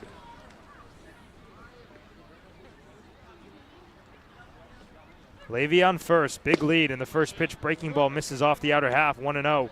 I also thought it had a darn good chance. It's just that outfield wall is so deep down there. Like you said, Gio, the deepest center field in the Cape League, 434. It's so hard to exit this yard. Small lead at first. Now the 1-0. Back check from Lawless, and Camacho's tag comes in late. 2 balls and no strikes as it missed outside. Well, that was something that Lawless's predecessor, Von Lackey, did very well. Caught 5 runners in 7 games here with Hyannis. That throw just leads Camacho outside. He had to turn 180 degrees to get that tag around. 2-0, that's well outside, and now this is where you could see some concern, especially if you're Mitch Carricker, because he had walks limited in this outing, but now he walks a guy, and then he falls behind 3-0, and a lot of these misses not all too close. No one warming for the Hawks. And you got to figure in this situation, this is going to be a take all the way. It is, and it's a fastball down the heart of the plate. So count moves to 3-1. Now the green light back on for Sebastian Pizzicrita. And that pitch shows me that Richie Roman does have pretty good command right now, because he just peppered that right down the middle. I think he's trying to get a little too crafty.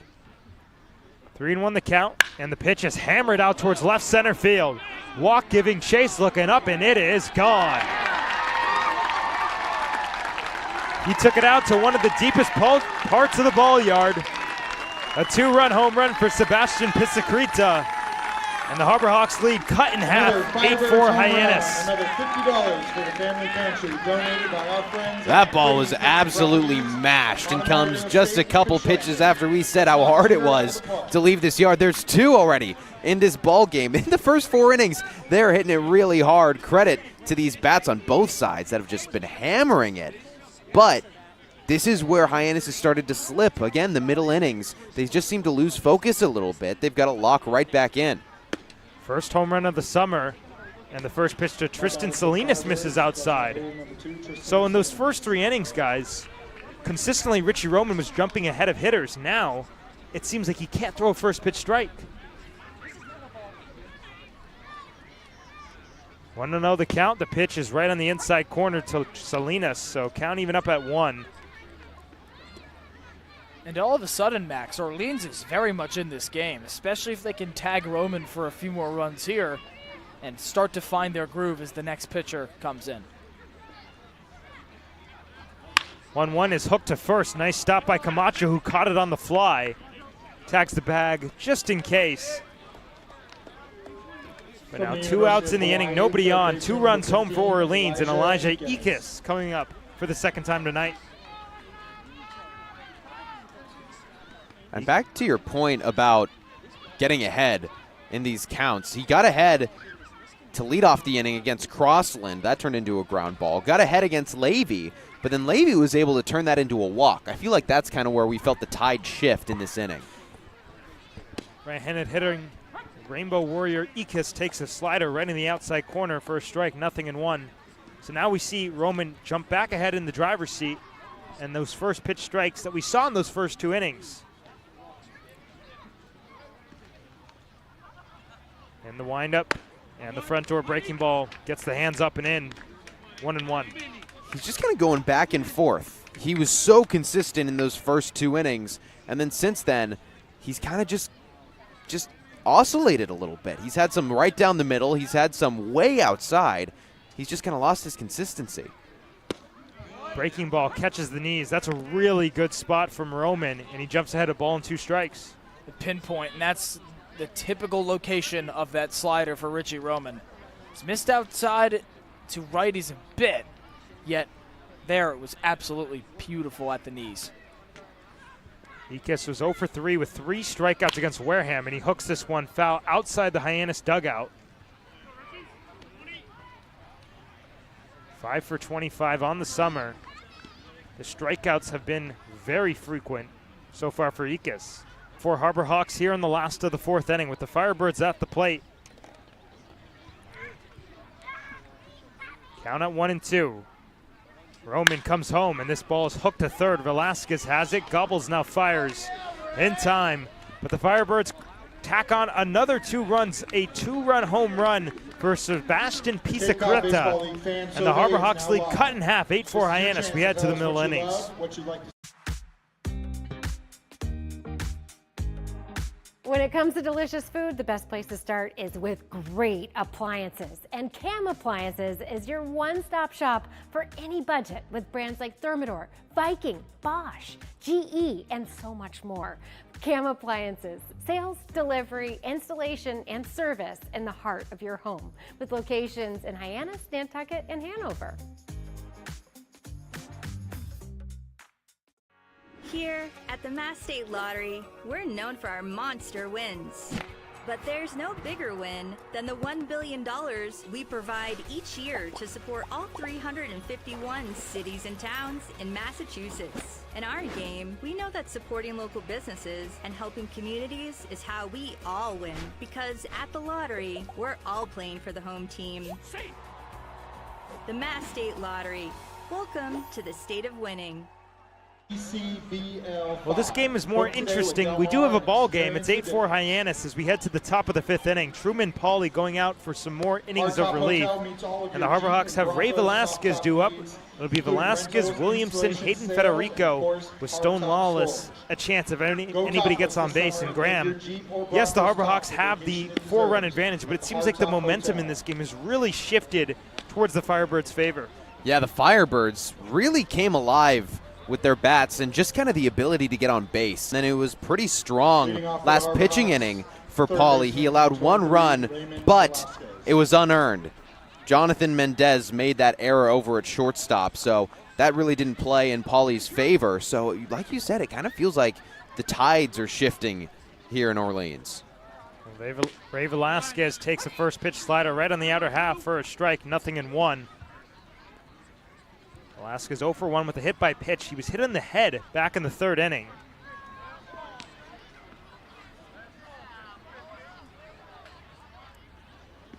Long pause, now the Fire is down low, so count even 1-1. And Griffin Graves in the bullpen for Hyannis. And this is a guy, Ray Velasquez, who can really change things around. The only player for Hyannis tonight that does not have a hit yet. He was hit by a pitch, but he hasn't gotten a hit. Straightens him up with the breaking ball, but that one catches the corner. And the count swings in Truman Pauly's favor, a ball and 2 strikes. 50-50, last call down here at home plate. Last call. Long pause on the hill, working out of the stretch. Pauly comes home and Velasquez fouls it off his front foot. Velasquez, he had such a strong start to his Cape League season. He had 5 hits, or at least 5 hits in 5 games, and 2 multi-hit performances, but then is 1 for his last 15 coming into this game.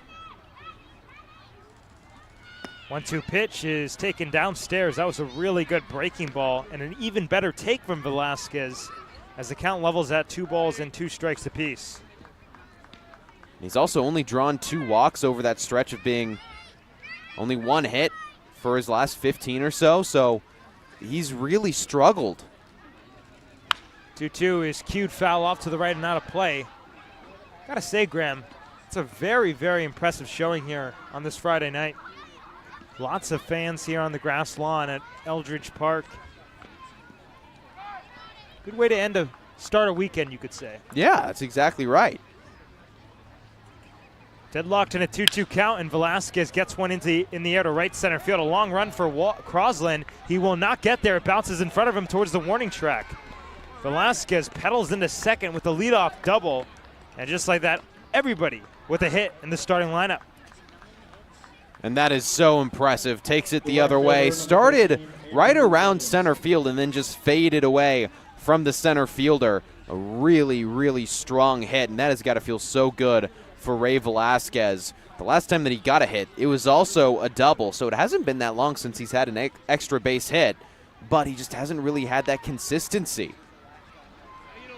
8-4 Hyannis here in the top of the 5th inning, and Andrew Williamson at the plate had a big 2-run double his last time up, and he takes upstairs for ball 1.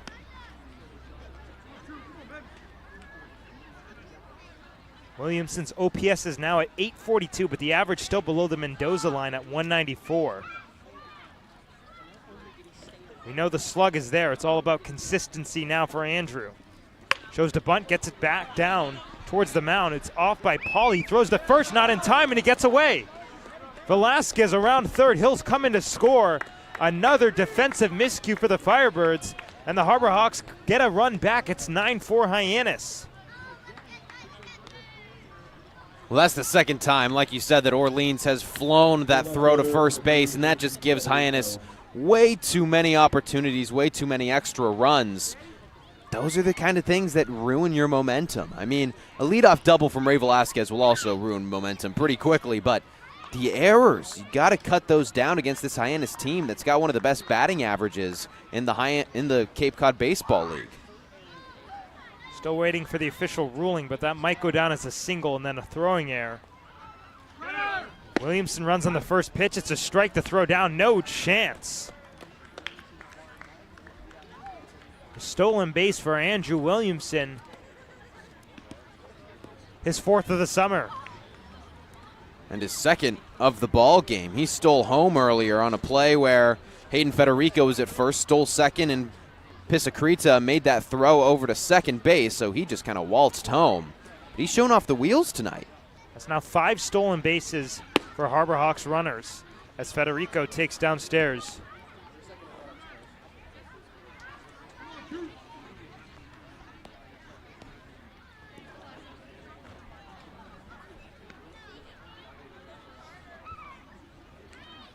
Williamson on second, and Pauly comes home, and Federico well out ahead of a changeup. Pulled the string on him that time, and Hayden not able to get a piece. So the count moves to a ball and 2 strikes. With Williamson on second, 8-4 Hyannis here in the visiting half of the 5th inning. And the pitch is swung on and missed, strike 3. Federico down on strikes for the 2nd time tonight. That's the 3rd strikeout of the day for Firebirds pitching. And just like that, 2 outs, or rather 1 out now, and Williamson still at second. That's a very big out, getting out Federico. He's such a pesky one to get. He's so good at staying ahead of counts, staying in counts when it looks like all is lost, and drawing a walk out of nowhere. So that is huge to get him down swinging. Stone Lawless takes a look at the first pitch inside, 1-0. Lawless doubled back in the 2nd inning, then he popped out to the second baseman Nixon in the 3rd. And he's caught a very impressive game for his first time as a battery mate with Richie Roman out on the hill. Pauly a look back at second. Now he comes home. That catches the outer corner, count even 1-1. And that's, I think, why manager Mitch Carricker was so excited to see him in action for the first time. Carricker said that they watched him a lot during the spring. They got the chances to see him, and his impressive bat with his impressive play calling behind the plate kind of meshes the 2 most important things for a catcher. Front door breaking ball right on the inner half. So Pauly jumps into the driver's seat, 1-2. Hyannis has plated a run in every single inning of this game. 2 in the 1st, 2 in the 2nd, 3 in the 3rd, 1 in the 4th, and so far 1 in the 5th. And that pitch misses outside. That was a really strong take there, a breaking ball that started right over the heart of the plate and then broke away from Stone Lawless, and he kind of checked his swing. He hitched, but then didn't go all the way around. So count now at 2-2. 1 out in the inning, and Williamson still at second base. The pitch is grounded softly up the middle and handled by Mendez. He'll throw to first for the out. And Max, we finally got a consensus on that Williamson swing. They call it an infield single, and then Velasquez was able to come home on the throwing error from pitcher Truman Pauly. That's now 3 errors in 5 innings for the Firebirds. That's far too many against such a good offensive team like Hyannis. You just can't give them those 3 passes. Jason Walk skies the first pitch to left field, and playable for Levy, who reels in the final out. The Harbor Hawks tack on another run here in the 5th inning. We were halfway through, 9-4 Hyannis.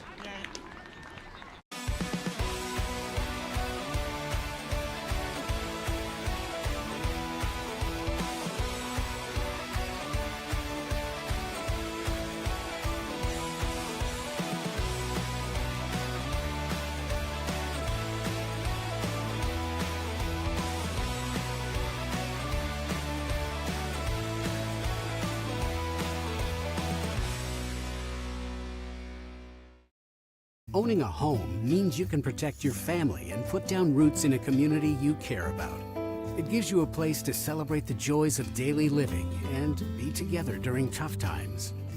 But for many on Cape Cod, home ownership is slipping further out of reach. Help make sure the American dream is available to the teachers, public safety professionals, and all the other people who make the Cape a special place. Visit capehousingmatters.org to find out more.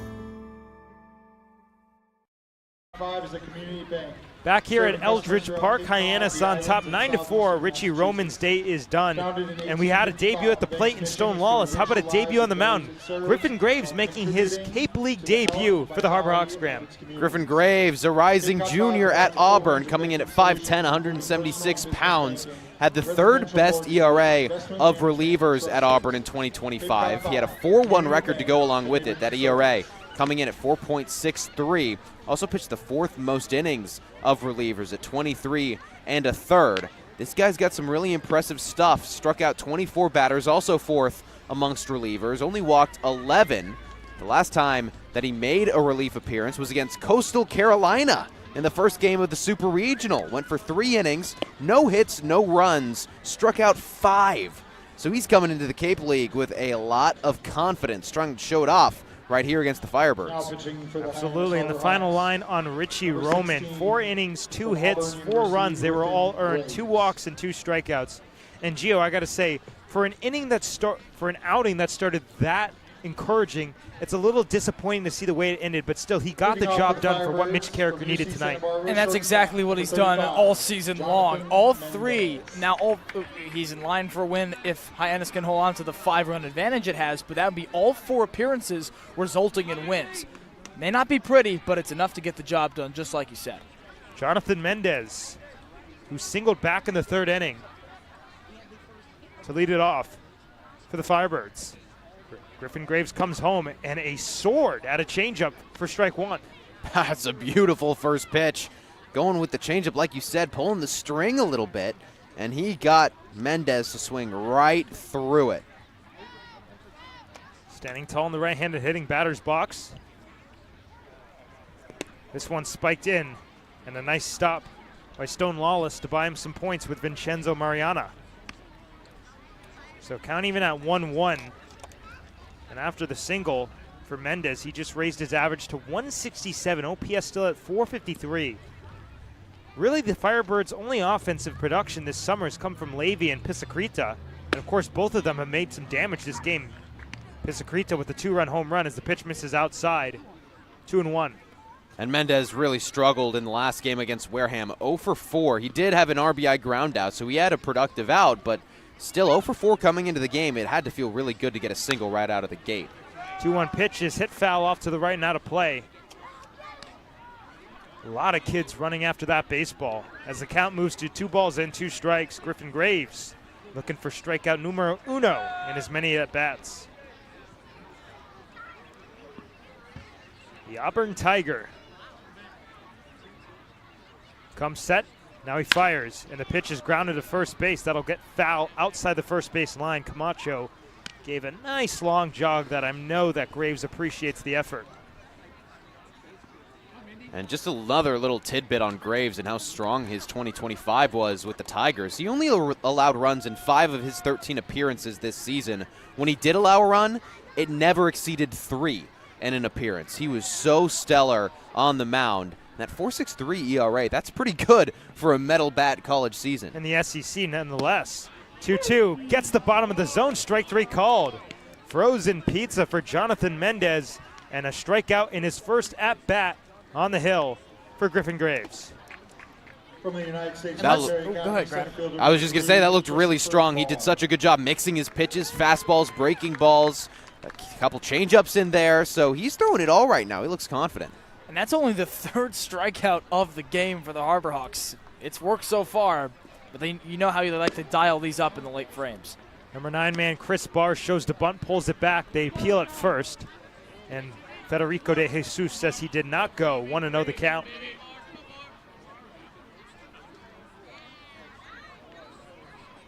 Graves pitching out of the stretch, and the 1-0 fastball just misses outside. Just to put into perspective, how the contributions have only come from Levy and Pisacrita. Just reading off the averages, 130, 222, 161, then 368, that's Levy. 369, that's Pisacrita. 133 for Salinas as that pitch is on the outside corner for a strike. 192, 158, 125. So it's really a two-man show for the Firebirds. Count at 2-1. And the pitch is right at the bottom of the zone. And I got to say, guys, that looks like a consistent spot that is leniency for Vincenzo Mariana. He got some help from Stone Lawless there, did Graves, on the frame job. But, that lower outer third max is really generous. Goes right back to it, and he's over the top of a changeup. Lawless has to throw him out. The throw is a little bit high, but Camacho comes back down on the bag. 2 at-bats, 2 punch-outs for Griffin Graves. What a start to his tenure. An amazing start for Graves, especially since it seemed like at least the Firebirds had a little bit of momentum, scoring 2 in the third and 2 in the fourth. And he has just come right in and shut it right down. He is dealing, and a lot of it has been pinpointing the bottom of that zone. Leadoff man Luke Nixon fouls one off the hands and into the street as a couple cars race by. Thankfully, no broken windshields on that play. 9-5 Hyannis, 9-4 Hyannis here in the Harbor Hawks have scored in every single inning. And the 0-1 misses outside. Firebirds have scored 2 runs in each of the last 2 innings, but have nobody on and 2 outs here in the last of the 5th. 10 hits for Hyannis, 2 for Orleans, but 3 errors for the Firebirds. Breaking ball catches the inner half. Count goes to 1 ball and 2 strikes.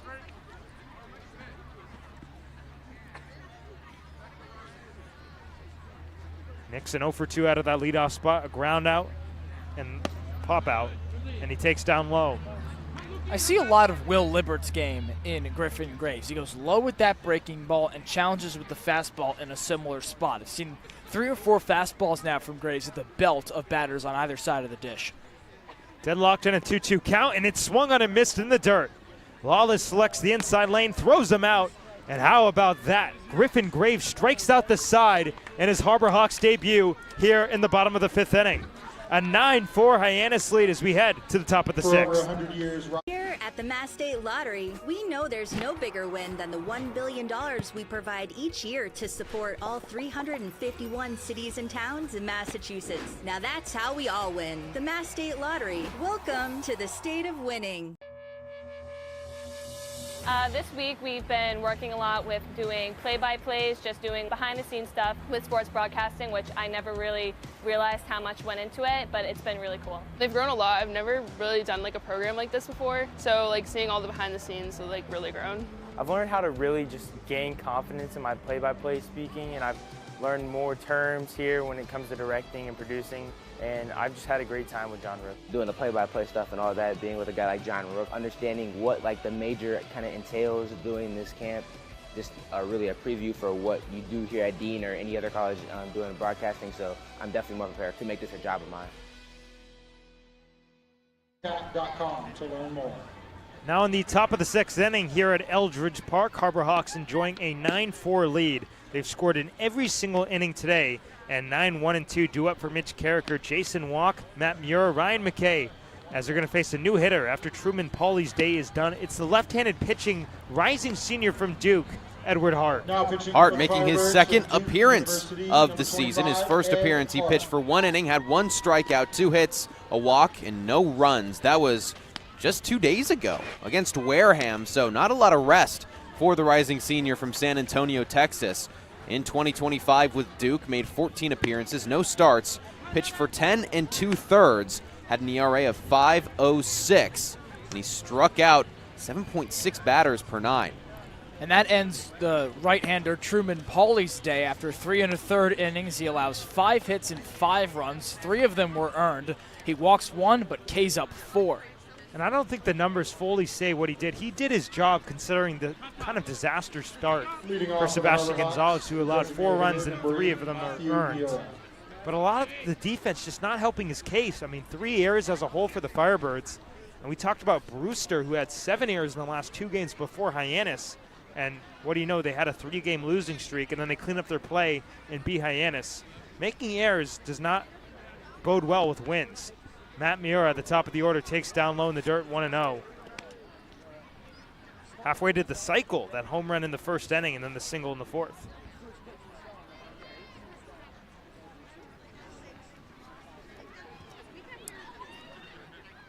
Want to know the count? The lefty kicks and fires, and it's up and away. So 2-0. Ball not all too close to Miura.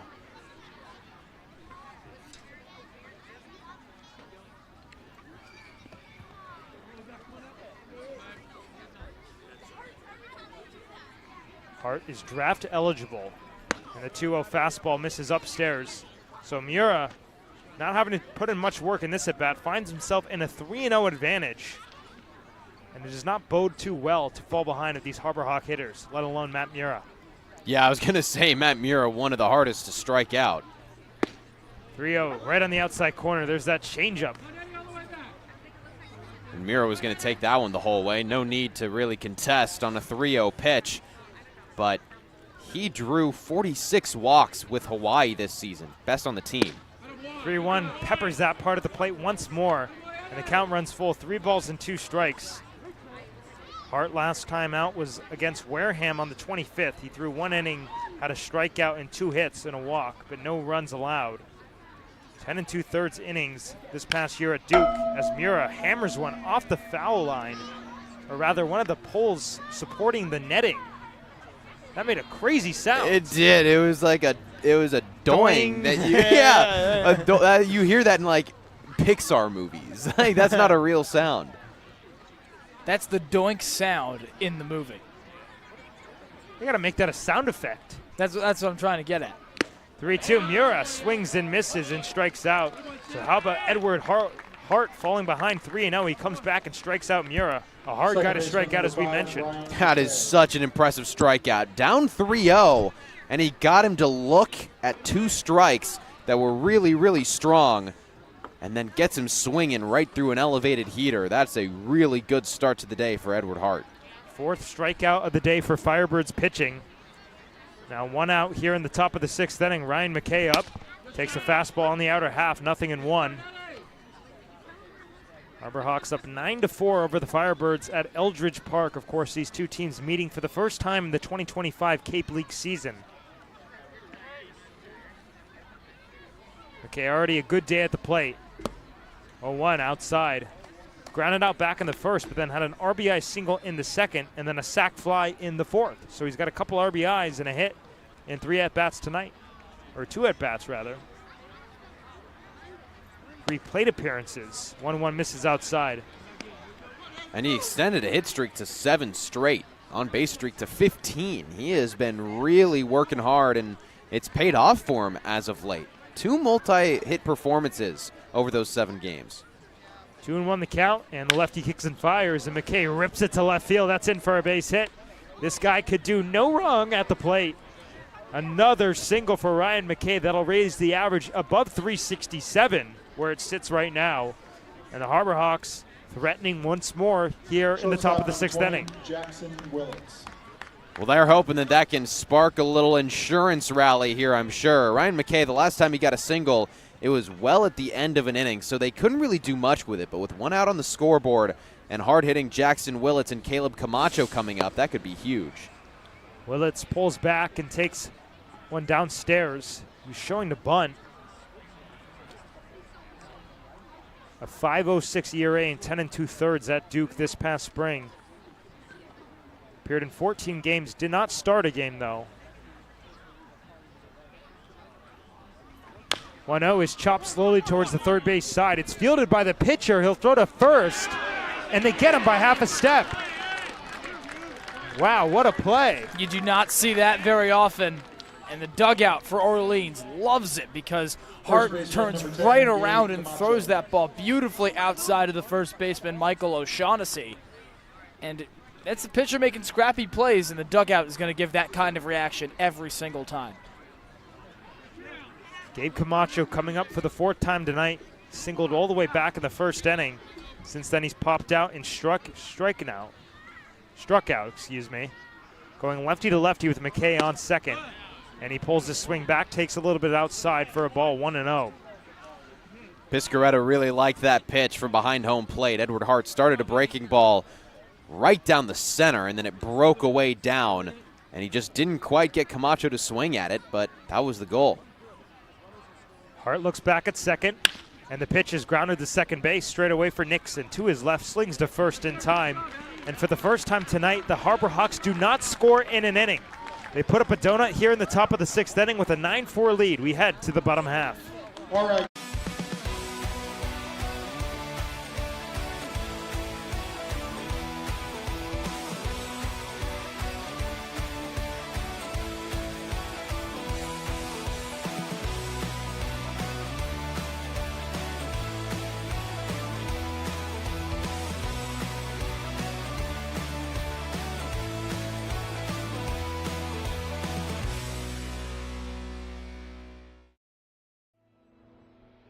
Your future begins at Dean College. Make a difference.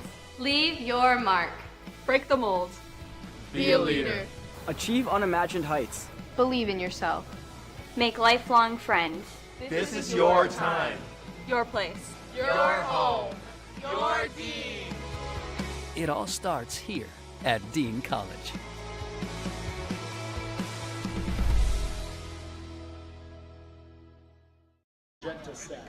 Welcome back, ladies and gentlemen, at Eldridge Park. A 9-4 Hyannis lead over the Firebirds, now in the bottom of the 6th inning.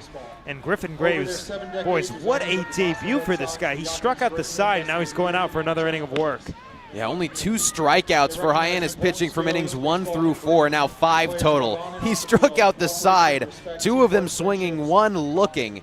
He has been deadly on the mound. He's throwing heat. He's pulling the string with a really strong changeup that's been creeping in on left-handed hitters. And then he's also got a great breaking ball that just goes 12-6 and gets guys to swing right over the top of it. He is looking cool, calm, and collected. And again, coming off a really good performance against Coastal Carolina in that first game of the Super Regional. So he's got a lot of confidence coming into this summer season. Michael O'Shaughnessy, who has been punched out both times up, takes the first pitch upstairs 1-0. Again, O'Shaughnessy transferring to Georgia, but he's been all around the block before he was at Florida and West Virginia.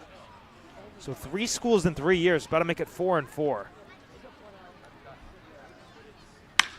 Lines one to left field, that's in for a base hit. He was actually at Davidson last year and turns the narrative on his 0-for-2 day with 2 punch-outs with a leadoff single here in the bottom of the 6th inning. And he's been due for a hit for a while, 0-for-3 in last game against Wareham, but he was an all-A-10 second-team member, had a really good season, 369 average, over 56 starts. He had a great season at Davidson. It was kind of only a matter of time before he gets started. Michael Crossland takes downstairs 1-0. That part of the zone, though, was called pretty consistently last inning. As O'Shaughnessy takes his lead, there's a fastball from Graves lively on the inner half. And that could explain O'Shaughnessy's ambush of that pitch, because you know it's going to be called for a strike regardless. Might as well render a swing at it. 1-1 is hit foul off to the right and out of play. His arm guard fell off on the swing. We're in that Evo Shield elbow pad.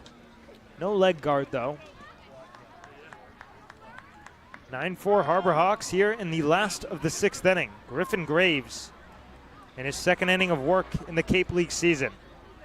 With O'Shaughnessy on first, he comes home and lines it to the right side. Nice catch by McKay as O'Shaughnessy retreats back to his base of origin. McKay for a second there looked like he had an opportunity to double up and catch O'Shaughnessy over at first base. He was about halfway between first and second, but it just took a little bit too long for the line drive to make its way to McKay at second, and that allowed O'Shaughnessy to work his way back to first safely. Robbie Levy swings and misses through strike 1. Really good changeup right there from Griffin Graves. Levy 0-for-1 with the walk. Walked back in the 4th inning, but he flew out to deep center back in the 2nd. Leads all the offensive categories for the Firebirds, and he's well up and empty on a pitch that bounced about 58 feet in. 0-2. A couple of pitches and quick succession, a couple of great ones from Graves as well. He goes low with those breaking balls both times, Max, at that spot in the zone just below the knees. That's been the gray area tonight. A couple of huge cuts. Tries to go back to it once more, but this time Levy thinks better of it. 1-2 now.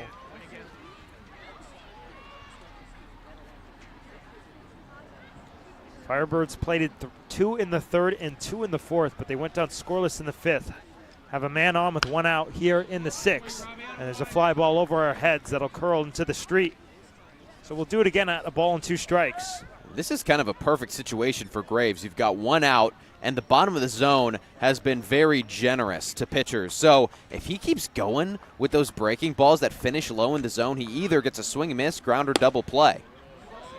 Tries to pepper the outside corner here, but it's well outside. So count at 2 balls and 2 strikes. And you really don't want to risk it full with Sebastian Pisacreta on deck. Of course, he hit the 2-run home run. 2-2 misses inside, so it will run to 3 balls and 2 strikes. You got to figure they might put O'Shaughnessy in motion to try to avoid the double play and trust that Levy will not go down on strikes. 3-2, he's not running, and it's downstairs, ball 4. The 3rd walk of the day for Harbor Hawks pitching, the first issued by Griffin Graves. Pittsburgh, catcher number 18. And that's really impressive from Robbie Levy because he was well down and out. It was an 0-2 count. He swung at 2 breaking balls that were nowhere near the zone, and then he worked it back to 3-2 and drew a walk. That is so impressive from the left fielder. So just like that, Sebastian Pisacreta with 2 on and 1 away. Already popped the 2-run shot back in the 4th inning.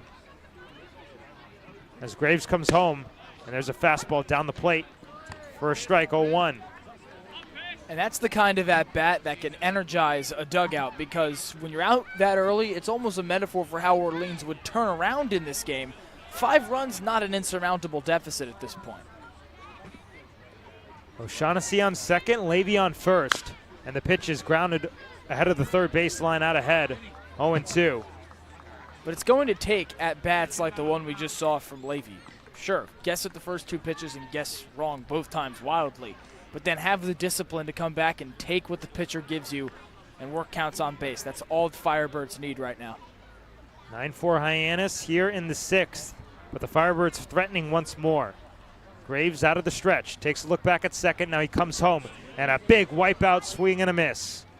There's strikeout number 4 of the day for Griffin Graves. It's a big one, and now 2 outs in the inning. Pinch hitting for the Firebirds. And pinch hitting, from the University of Southern Avery California. Covarrubias from the University of Southern California. He's pinch hitting for Tristan Salinas, who is DHing 0-2 out of that spot. And Covarrubias, it's not been an easy go-around, just 125 on the summer.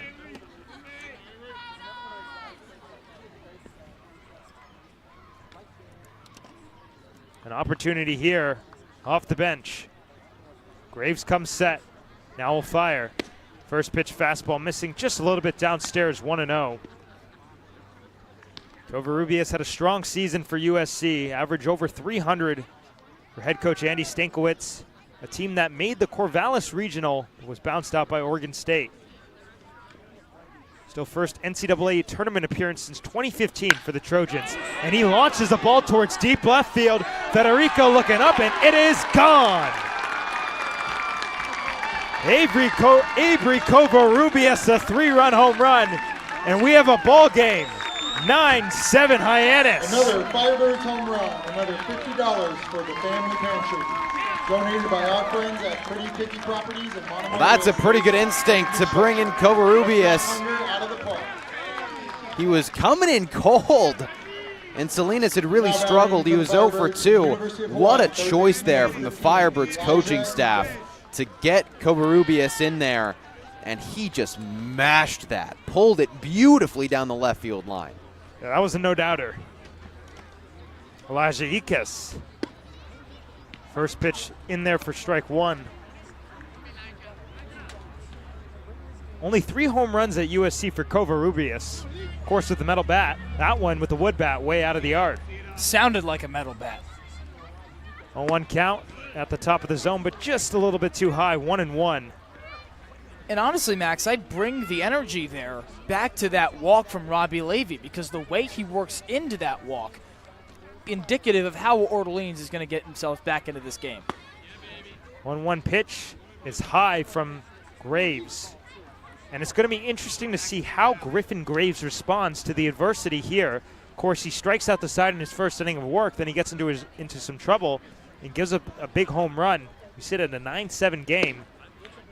Pitching, we've talked about, it's a mental game as the 2-1 catches the outside corner. 2-2. And it's the response is what matters. He's got to go back to what's worked. Throw that breaking ball low at the knees, pull the string, and fool the batters out in front like he did in that first inning of work. Does it right there, and he gets a chopper to shortstop, but it's cut off by Velasquez at third. Throws on the run and in time for the final out of the inning. But a pinch hit 3-run home run from Avery Covarrubias. And the Harbor Hawks lead down to 2 runs. 9-7 Hyannis. We head to the 7th.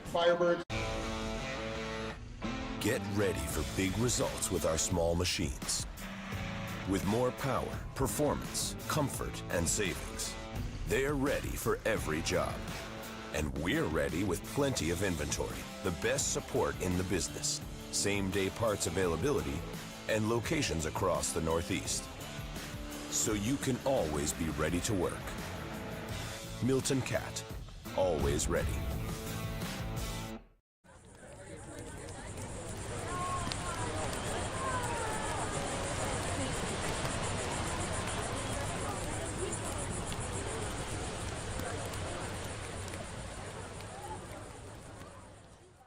If you can dream it, if you can cruise in it, if you can summer in it, fish from it, or take it for a day at the beach, we can protect it. The Baldwin Group, protecting the possible. Top of the 7th inning, and it's time to beat D-Bot, everybody's favorite segment. D-Bot, what's the record? I forget. 6-4. All right, you know, a little bit of a losing streak then. You get the win last time. What is the mascot of LMU, Loyola Marymount University? Oh, West Coast, baby. We gotta give the background on who is from LMU. Please do. Head coach Kelly Nicholson for Orleans played ball at LMU. This is gonna bug me because I watch a fair amount of LMU because I fall asleep to them during the basketball season because they'll be on CBS Sports Network playing Gonzaga often, same conference as Gonzaga. Now batting for the Harbor Hawks. Number 23, Raymond Velasquez. Shot clock. Just kidding. Golly. Ray Velasquez leading it off against. They don't have their logo is just LMU, so that doesn't give me any hints. First pitch downstairs, 1-0. Any ideas? Let's hear the thought process. Loyola Marymount Pirates is the only name that's coming to my head. I know it's not true. 1-0 upstairs. Is that your final answer? Are you submitting? Yes. It was the Lions. Yeah, I wasn't getting that. Hey, is there kind of a trend here? Like, let's do West Coast more often, guys. Yeah, West Coast is the coast to go. I think I'm about to get hot. I'm feeling it. I think I'm about to get hot. 2-0 to Velasquez, misses upstairs from Edward Hart, so 3-0 to Ray. And 6-5 for D-Bot. Yeah, I think we're going to get up to like 10-5. That's my prediction. Wow. 4-game win streak on the way. Yeah, stay tuned. 3-0 to Velasquez. He takes all the way, and it's upstairs, ball 4. That is just the 3rd walk issued by the Firebirds tonight. And it gets us started here in the top of the 7th. Right fielder, number 13, Andrew Williamson. So Velasquez aboard at first base, and another guy halfway to the cycle, Andrew Williamson climbing in. They call him Willie.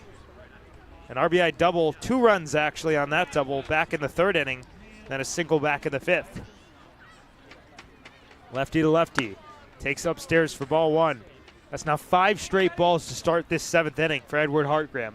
And Hart coming off a really good inning. He allowed that single to McKay, but struck out Matt Mura, which is a very hard out.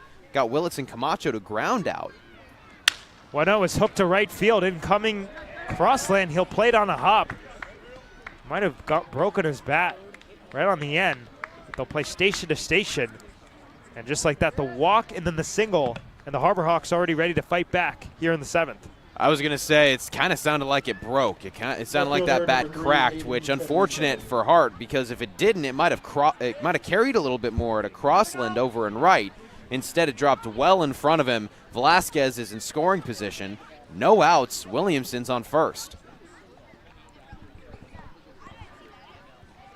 Hayden Federico at the plate with 2 on. Shows the bunt, pops it up foul behind the plate. Pisacrita comes over as far as he can, but he's got no play. Federico a single back in the 3rd inning. That was batting left-handed, but he started off this game batting right-handed, in which he struck out swinging.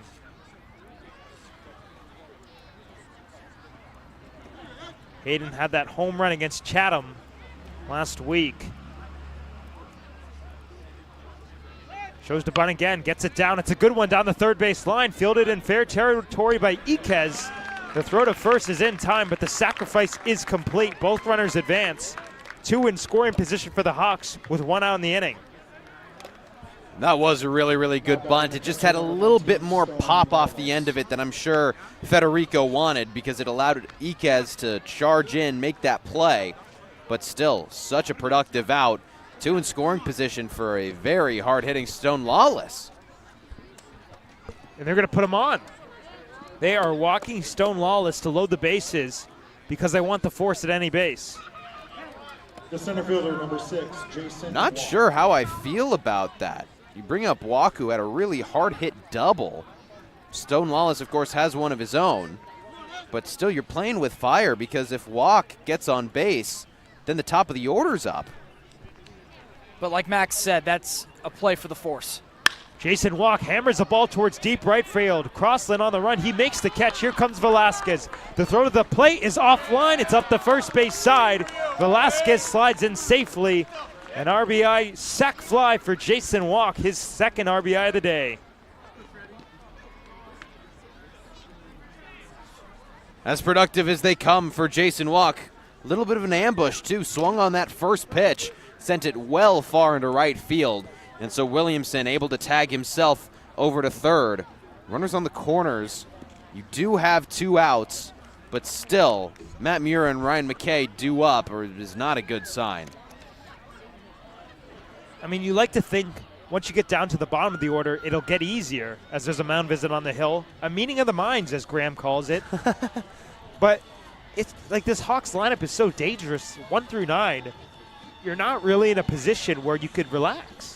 That's exactly right. I mean, when Andrew Williamson is hitting in the 6th spot and Federico's in 7, and then Lawless, frankly, in 8, that is just that's deadly. It's a recipe for success for the Harbor Hawks. And, I mean, Matt Muir, Ryan McKay, Jackson Willits, those are 3 of the hottest bats right now for Hyannis. 1 through 9, they are so, so strong, and the pitchers have to be right on. And that is going to be the day for Edward Hart. We'll meet the new pitcher in just a moment on the other side of this break. 9-7 Harbor Hawks.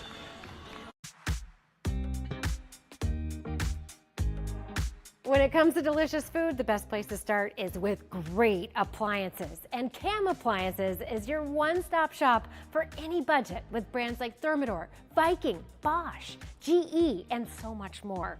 Cam Appliances, sales, delivery, installation, and service in the heart of your home, with locations in Hyannis, Nantucket, and Hanover.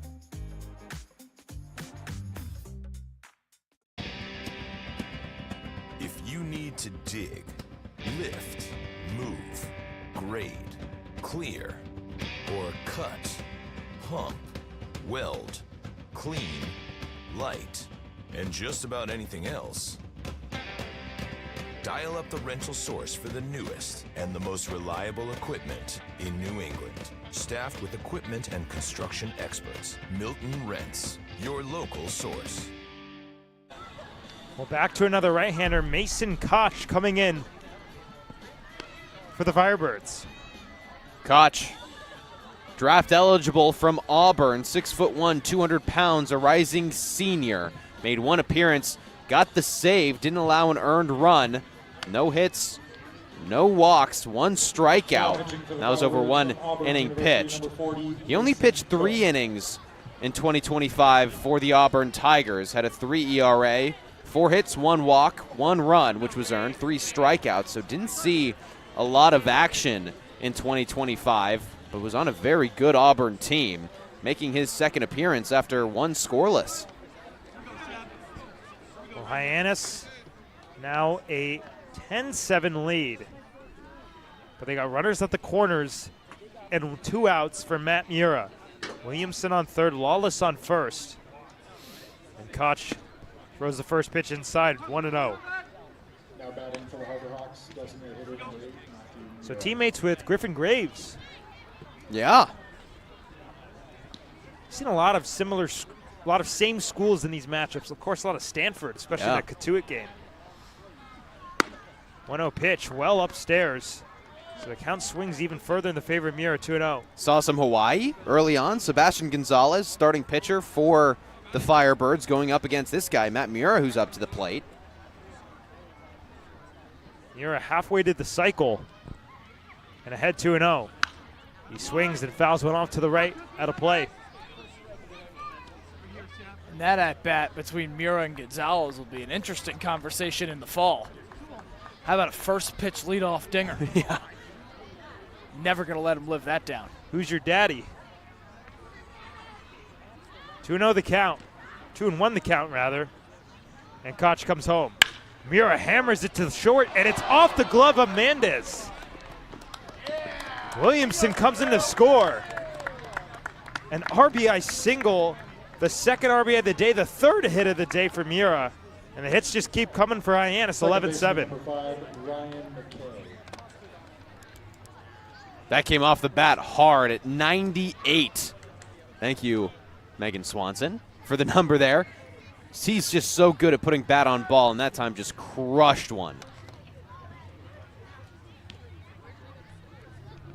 Ryan McKay at the plate, arguably Hyannis' hottest hitter. Takes ball low downstairs. Stone Lawless on second, Matt Mura on first. Harbor Hawks, they took a break in the 6th inning, but now right back to the scoring, 2 runs in the 7th. So they've scored in all innings except for that one in the 6th. And a 1-0 pitch coming up to McKay is taken up and away. He shakes his head, but Vincenzo Mariana thinks it's a strike, 1-1.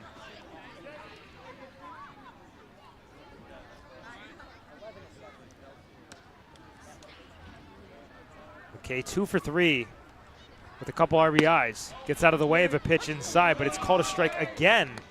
And McKay very frustrated now as he finds himself in a hole, 1-2.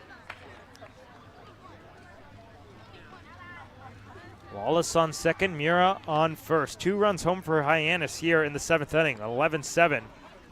The pitch is well upstairs. That one definitely a ball. 2-2 the count now to Ryan McKay.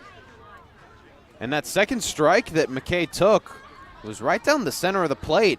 I think it was one of those where it started inside and then moved away from him. 2-2, McKay checks his swing. He went around. Rung up by the home plate umpire, Vincenzo Mariana. Harbor Hawks grab another couple runs, 11-7 as we head to the bottom of the 7th. It's time for the 7th.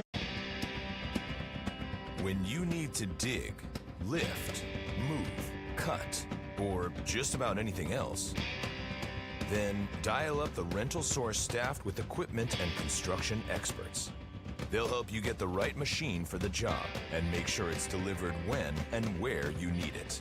With locations across New England and the newest and most reliable inventory, Milton Rents is your local source. When I started teaching on the Cape 30 years ago, you could buy a house on a teacher's salary. But today, teachers, public safety officers, healthcare and hospitality workers, the people who make the Cape work, are struggling to find homes they can afford. And I really worry about the kids who will follow us. I think it's time we learn to do better. If housing on Cape Cod matters to you, join us at capehousingmatters.org.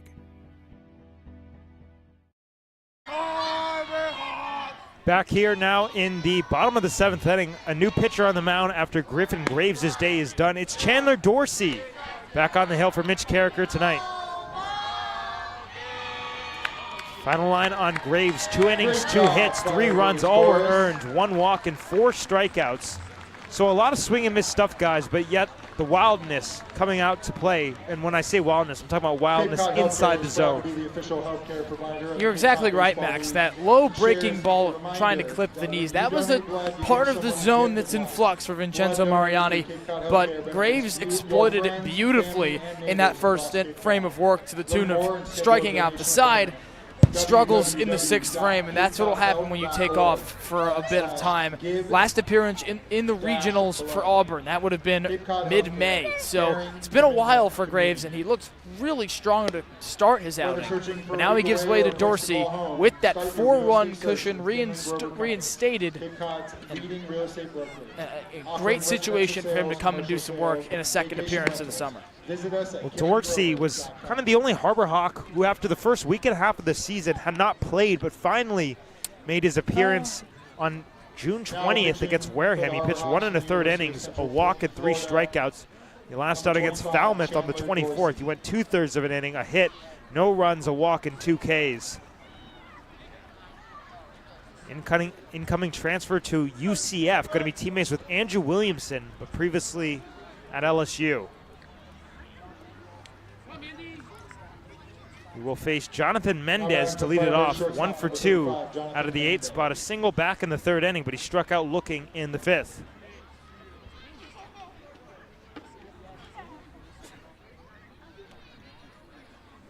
First pitch from the incoming UCF Knight is upstairs, 1-0.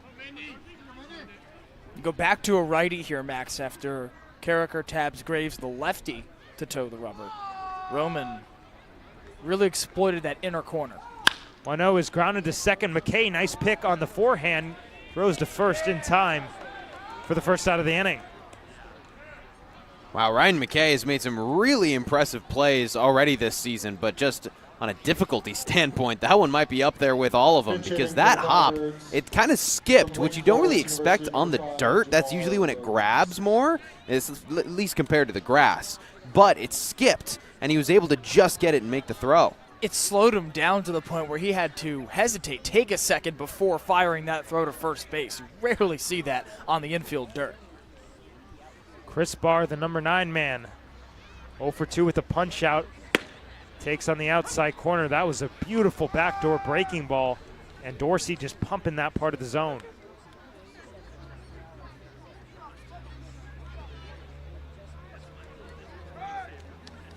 Oh, 1 down in the dirt. Count even 1-1. This is actually a pinch hitter. It's Javar Williams, left-handed hitting outfielder.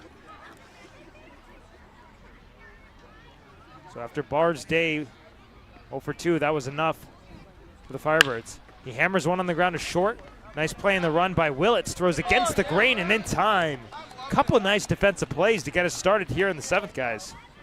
And this one from Willits comes off balance. No skips this time, a slow roller to him. He scoops it up, dips that right shoulder towards the dirt, and throws it so impressively on the run. That brings up top of the order Luke Nixon, who has not had a very prolific day at the plate. 0 for 3 with a punch out. Grounded out in the 1st and the 3rd, and then struck out swinging against Griffin Graves in the 5th. And he takes a first pitch changeup just a bit downstairs, 1-0.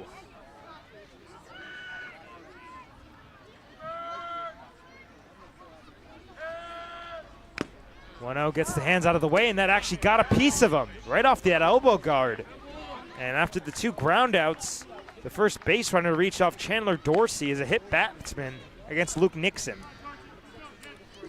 That's really the first error, semi-error that Hyannis has allowed today. No errors on the scorebook, but a hit by pitch, that in my mind at least is kind of the next step down from an error, because it feels like one of those things that's avoidable. If you throw a walk, then that means the batter did a good job with his eye, but if you hit him, you're giving up a free base.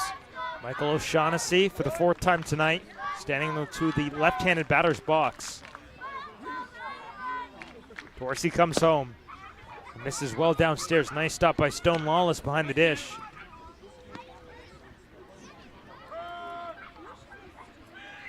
O'Shaughnessy in at 243, OPS at 807. singled back in the 6th in his most recent plate appearance.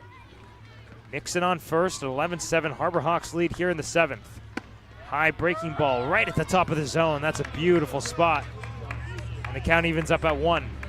That's such a good pitch. It starts above the helmet of O'Shaughnessy and dives right over the center of the plate. Out of the stretch, Dorsey gets his sign, comes home. There it is again, and it just misses off the outer half. Try to go to that same height, but just a different part of the plate, Graham. Yeah, and he got the height. The height was picture perfect. It just moved. It skirted a little bit to his right. And they say just off the plate. Wouldn't be surprised if we see the heat now, maybe. Behind 2-1, going to really have to pull back on this pitch. It is the heat, and there's a back check from Lawless. Camacho's tag is late as the pitch misses outside. That was a really impressive snap throw from Stone Lawless. He had to throw it around the batter, so he lowers the arm angle, and on the low plane fires that to Camacho. Healthy lead for Nixon at first. He's not running, and the pitch is roped to center field. Walk coming in. He'll play it on a hop. Nixon going to try to go first to third as it gets away from Walk briefly. He'll slide in safely at third base. And all of a sudden, the Firebirds with something brewing. Runners at the corners and 2 outs, down 4 runs here in the last of the... This is kind of what the last couple of innings where Orleans has scored has felt like. It started out where it feels like it's just a blemish for the pitching staff of Hyannis, and then starts to feel like, oh, it's a little too late. But they just keep working it back. They keep finding ways to score, and the 2-out rallies, we've talked about them, they are the most dangerous of all the rallies out there. And Michael Crossland, the number 3 hitter, 0 for 3 today, but still one of the stronger bats who has not had a good start to the summer. Takes a look at strike 1. There's that good slider right in the outer half, Gio.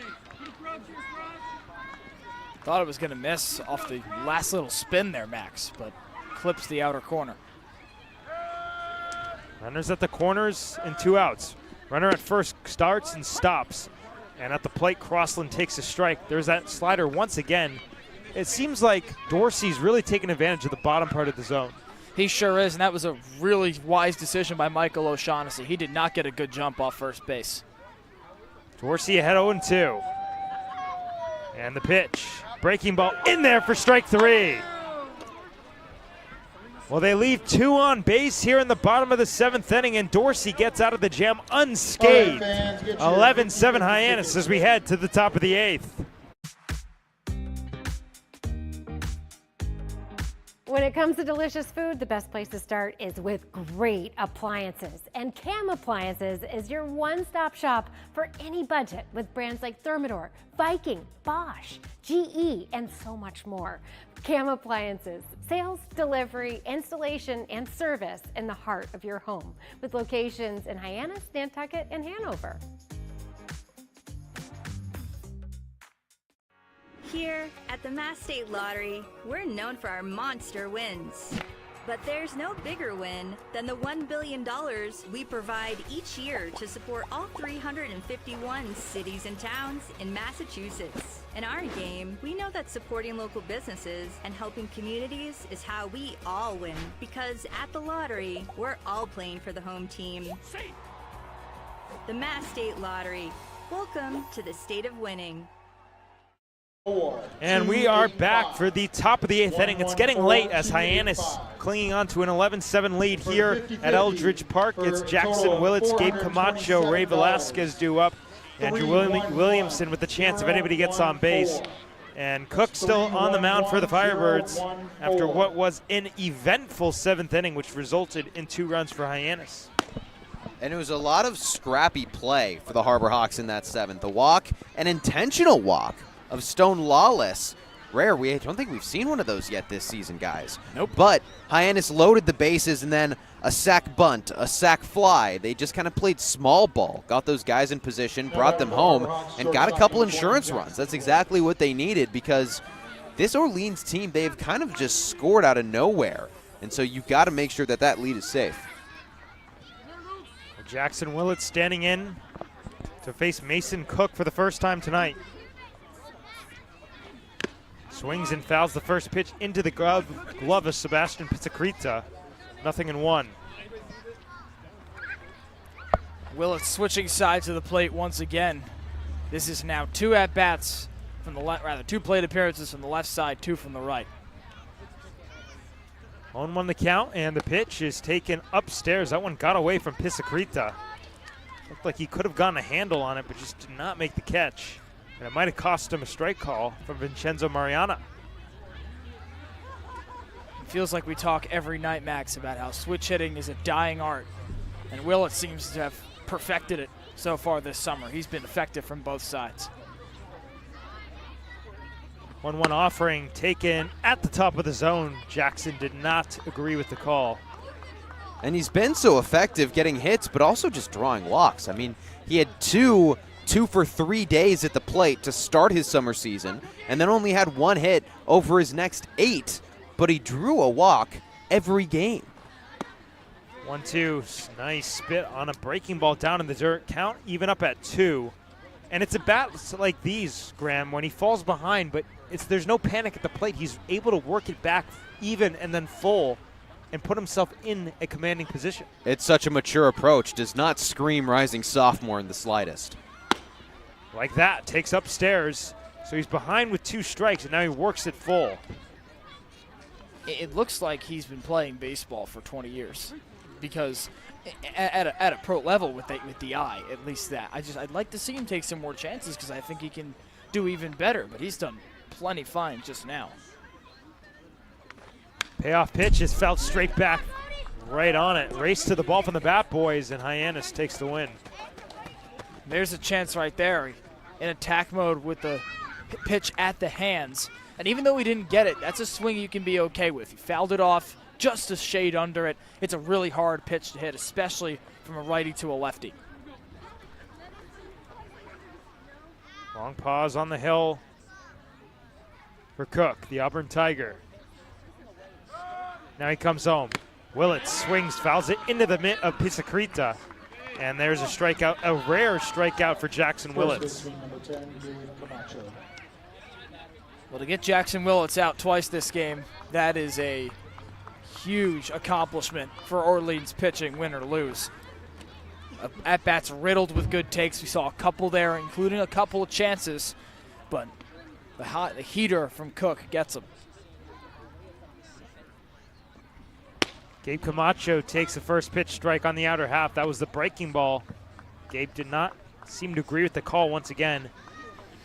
It seems like there's been a sense of consistency on the outer part of the plate and the lower part of the plate from Vincenzo Mariana tonight, though. 0-1, right on the inside corner. Again, Camacho not sure about it, but he falls behind 0-2. And it's exactly because, Max, that inside corner has been so solidified. Hyannis bats, thinks they've got some chances, but credit Cook with the precise location on the inner black. Cook in the driver's seat, 0-2. The pitch is swung on a miss, strike 3. That's now 3 consecutive strikeouts going back to the 7th inning for Cook. And this might be the best of all of them because you throw 2 pitches at really precise locations, as I mentioned, on the inside corner. And the third one, you get him out in front of it. Very difficult to do to Gabe Camacho with his power. And that's exactly why Cook is such in a groove right now. Ray Velasquez takes strike 1 at the bottom of the zone. He doubled back in the 5th inning, and he finally became the last member of the Harbor Hawks in the starting 9 to get a hit. All 9 members have hits for Hyannis. There's 13 hits in total. To Orleans is 5, but in my opinion, the difference in this game is the 3 errors. As Velasquez, a big swing at a slider down low, and he falls behind 0-2.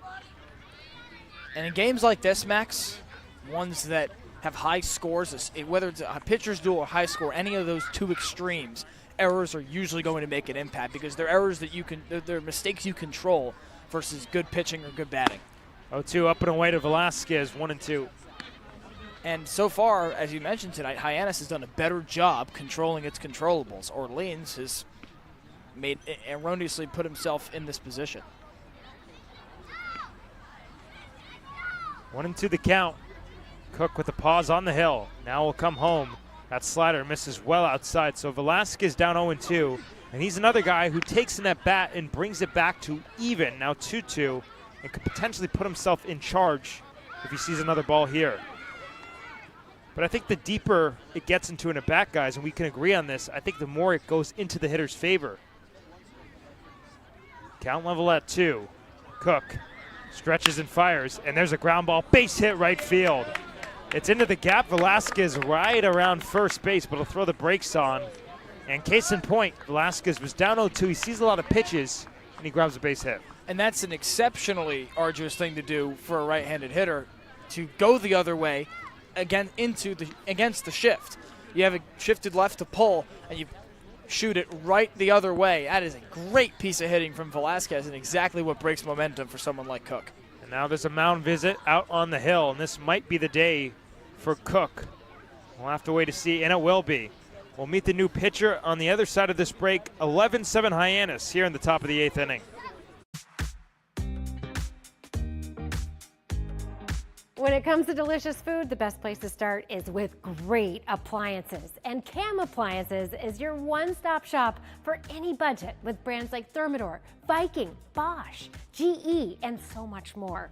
Cam Appliances, sales, delivery, installation, and service in the heart of your home, with locations in Hyannis, Nantucket, and Hanover. Here at the Mass State Lottery, we're known for our monster wins. But there's no bigger win than the $1 billion we provide each year to support all 351 cities and towns in Massachusetts. In our game, we know that supporting local businesses and helping communities is how we all win. Because at the lottery, we're all playing for the home team. The Mass State Lottery. Welcome to the state of winning. Well, we have a new pitcher after Cook's day is done. It's Logan Redeman, the USD Torero, making another appearance so far in the Cape. He's played in 3 games, 6 innings, 1 earned run, and that closes the book on Cook. And he had a really good 2025 with San Diego, 11 appearances, 9 starts. So he's got a lot of history starting, not as much, at least in 2025, coming in as a reliever. He pitched for 55 innings, had a 3-1 record and an ERA of 2.29. He struck out 53.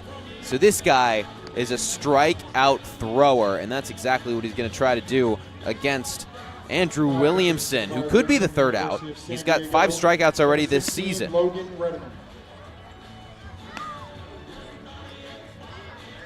So the final line on Cook was 1 inning, 2 hits, no runs, and 3 strikeouts. And Andrew Williamson coming up to the plate. This is more of the Williamson that we've expected to see this year. We've seen the slug with the double, but the consistency's been there. 3 hits, 3 for 4 for the Harbor Hawks right fielder. First pitch takes a fastball downstairs, 1-0. And we knew from watching his early reps of batting practice when he first got here a couple of weeks ago that it was going to be nothing on the ground with him. He seems to connect with anything and everything, and that's been the case tonight after a few games where that's been a reversal. Velasquez on first. The 1-0 to Williamson. Big swing and a miss. Challenge fastball, and Andrew was tardy.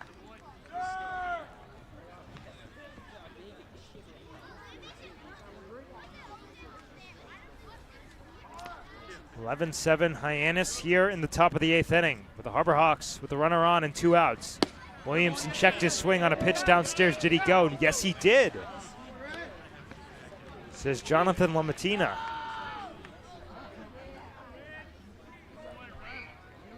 From here, I don't think he went, but of course, our opinion doesn't matter.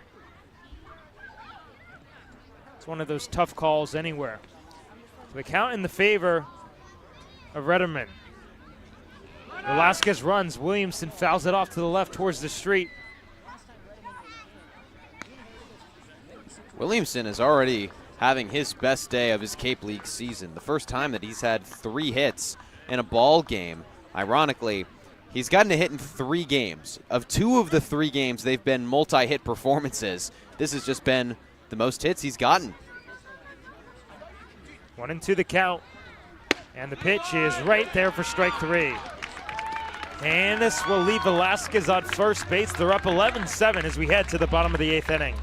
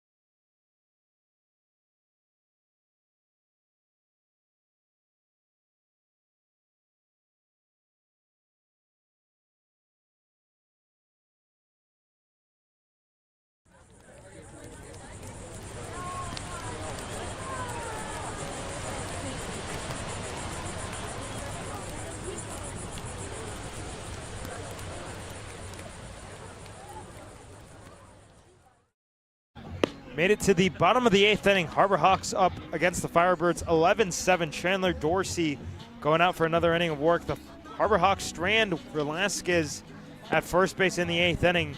They still scored in all but 2 innings this game, 14 hits to Orleans' 5, but when Orleans have gotten hits, it's been with guys on base.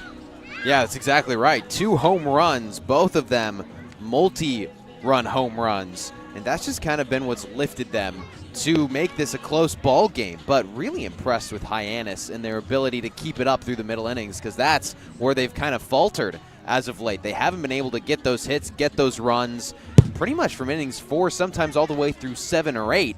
But in this ball game, it's been a steady attack. Mitch Carricker has got this team in a really good spot right now, and hey, it could have been the off day. Who knows? This team undefeated coming into this ball game after an off day. They're trying to keep that streak alive. It's still undefeated on the road. Only a tie to Chatham on June 17th, but yet to take an official loss on the road. And Chandler Dorsey going to face the heart of the order for the Firebirds, Robbie Levy, to lead it off, and he fouls it off himself, painfully so, and falls behind 0-1. And it was Levy's walk in the 6th inning that got both of these home runs compounded into multi-run home runs. Of course, we throw that one in the 4th, but the one in the 6th was so good because he went down 0-2 on 2 very big swings and was able to work himself back. A 1 pitch skips in, and that one's off the glove of Lawless. Doesn't matter. Count at 1 ball and 1 strike.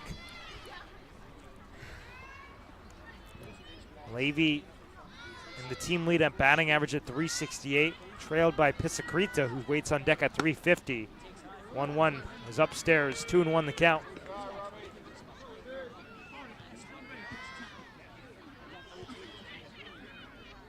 Outfield straightaway, power to all fields for Levy. 2-1 offering, down in the dirt, and a pick by Lawless.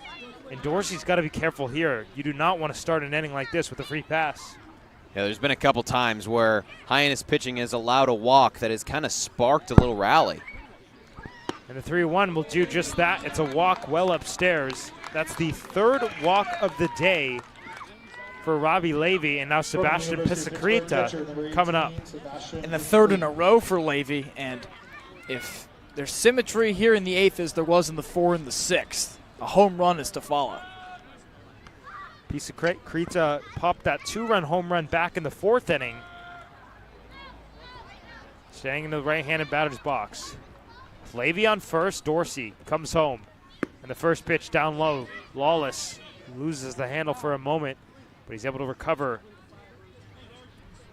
And especially if you go back to the earlier innings, guys, when Richie Roman was in, every at-bat was a first pitch strike. But now as we get deeper and deeper into this game in relief, it seems like a lot of the pitchers not jumping ahead of hitters consistently for the Harbor Hawks. Behind 1-0 to Pisacreta. The pitch is grounded sharply. McKay to the backhand. It goes off his glove. Willits has it on the back for second for 1. On the first for 2. Wow. 4-6-3, I guess. Unbelievable. Wow, I have never seen that before. Ryan McKay, he was in really good position. Did such a good job to stay in front of that ball. And he just happened to knock it right in front of the bag where Willits could get it perfectly. And fortunately for him, he threw it right on target enough to where Camacho could keep his foot down. And that works as basically a faster transfer. And credit Willits for, as the first pitch to Abri Covarrubias is fouled off to the right. Camacho has no play. Credit Willits for being ready and sticking with the play. Exactly. It bounced fortuitously into his glove, and he said, I'll take it from here. Step on the back, fire first. Don't know if you get credit for the double play there, though. You do. Imagine you do. Wow. McKay with a little help from his friend Jackson Willits. Covarrubias popped that pinch hit 3-run tank in the 6th inning. Brought it to an 11-7 game, and he almost gets hit by the pitch. Able to get out of the way of it. It was ironic. I was talking about how he only hit 3 home runs at USC this past year, and then he did that right as I said that. Way out ahead of the 1-1. That's a wipeout slider from Chandler Dorsey. And Harbor Hawks back in the driver's seat with 2 outs here in the 8th. Call that the good old announcer's jinx. We've seen it a couple times already this season. It's a real thing, folks. It is. 1-2 the count, and Dorsey comes home. Covarrubias chops it up the middle. Willits to his left, throws on the run, and in time. Well, Dorsey faces the minimum here in the 8th inning after a miraculous 4-6-3 double play. 11-7 Harbor Hawks as we head to the 9th.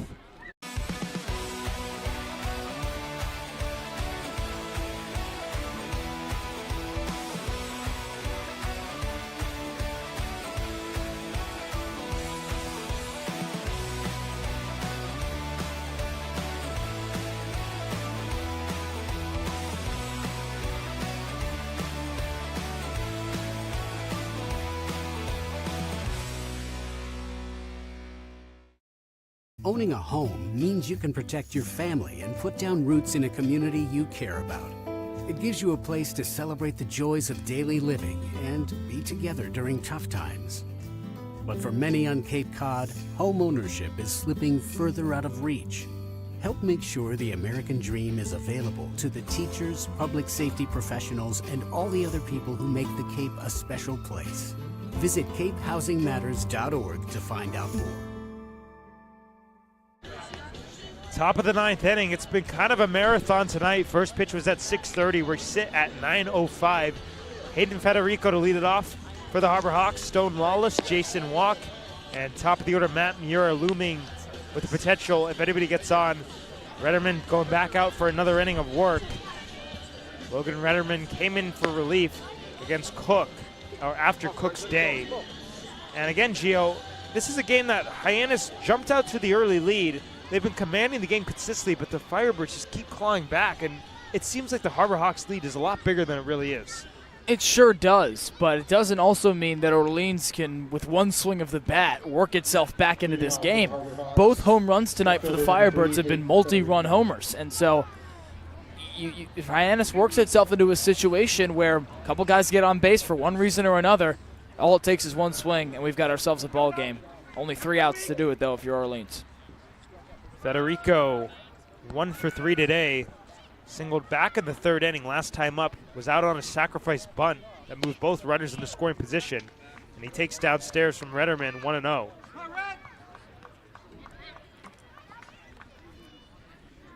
Hayden's average at 231, but the slug is there. OPS at 767. 1-0 pitch is right on the outside corner. That's a really good heater, 1-1. The Harbor Hawks have scored in all but 2 innings. They did not score in the 6th or the 8th. 1-1 pitch. Hayden gets the hands out of the way. That one's inside. 2-1 the count. The switch hitting outfielder from Ole Miss. In the windup. The pitch is a little bit outside. 3-1. Retterman works in the windup, but his windup is very quick. Goes full motion, hand above the head and everything, but it is just dart, dart, dart. It's a bit like Clayton Kershaw. 3-1 Federico fouls it back off the screen. And he works it full. Kershaw, Max, will, when he has runners on base, signal his move from the windup to the stretch by lifting his mitt above his head and then coming home. It's more aggressive for Retterman. The payoff is swung on a missed, strike 3. Federico down on strikes for the 3rd time tonight, and that gets the Harbor Hawks started here in the 9th. And Stone Lawless coming up for the 5th time tonight. The catcher, number 19, Stone. And Gio, that's now 11 strikeouts for Firebirds pitching. Giving the Harbor Hawks a taste of their own medicine. Hyannis 2nd in the Cape League, entering the night in strikeouts, trailing only Falmouth. And they've been fooled on a number of pitches. As the first pitch catches the outside corner, Stone Lawless down 0-1. From in all kinds of ways from every Orleans starter, or rather pitcher that's gotten in the game tonight. And Breaking ball. Oh, go ahead. I was just going to say, and only 7 strikeouts on the other half for Hyannis, as Lawless goes around 0-2. And I feel like this season, Max, we've been numb to the fact that 7 strikeouts is a big number in a game. Because we're seeing like 12, 13 every night. Exactly. Like it feels like they have 7 strikeouts from inning 3 to 9 every night. 0-2 to Lawless, fastball missing downstairs. And that's just indicative of the efficacy of that pitching staff from Mitch Carricker, to the point where it's news that they only have 7.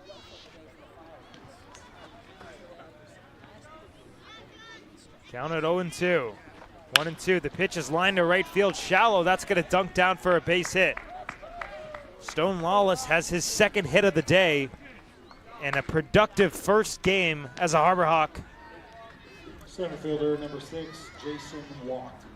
That'll bring up Jason Walk, who's had a good day as well. And again, all 9 members of the starting lineup for the Harbor Hawks have reached on a base hit at least.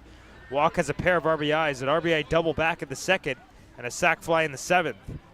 Now with a 1 out and a runner on, first pitch misses up and away. 11-7 Hyannis here in the visiting half of the 9th inning. And that's the second great piece of hitting from Stone Lawless tonight. His double in the 2nd inning was just as good off the tip of the bat. Gets a big swing and miss.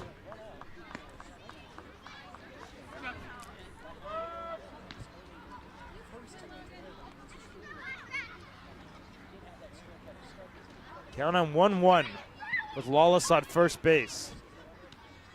Long pause for Retterman. Now he comes home. There's a fastball that misses downstairs. Again, not held on to. This broadcast is a copyrighted production of the Cape Cod Baseball League. Any unauthorized duplication, retransmission, or other use is strictly prohibited.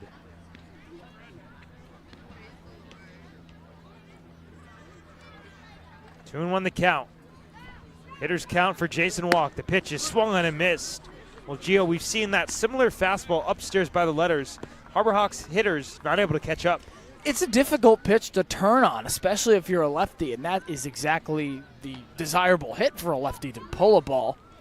But it's really tough to get around to that speed.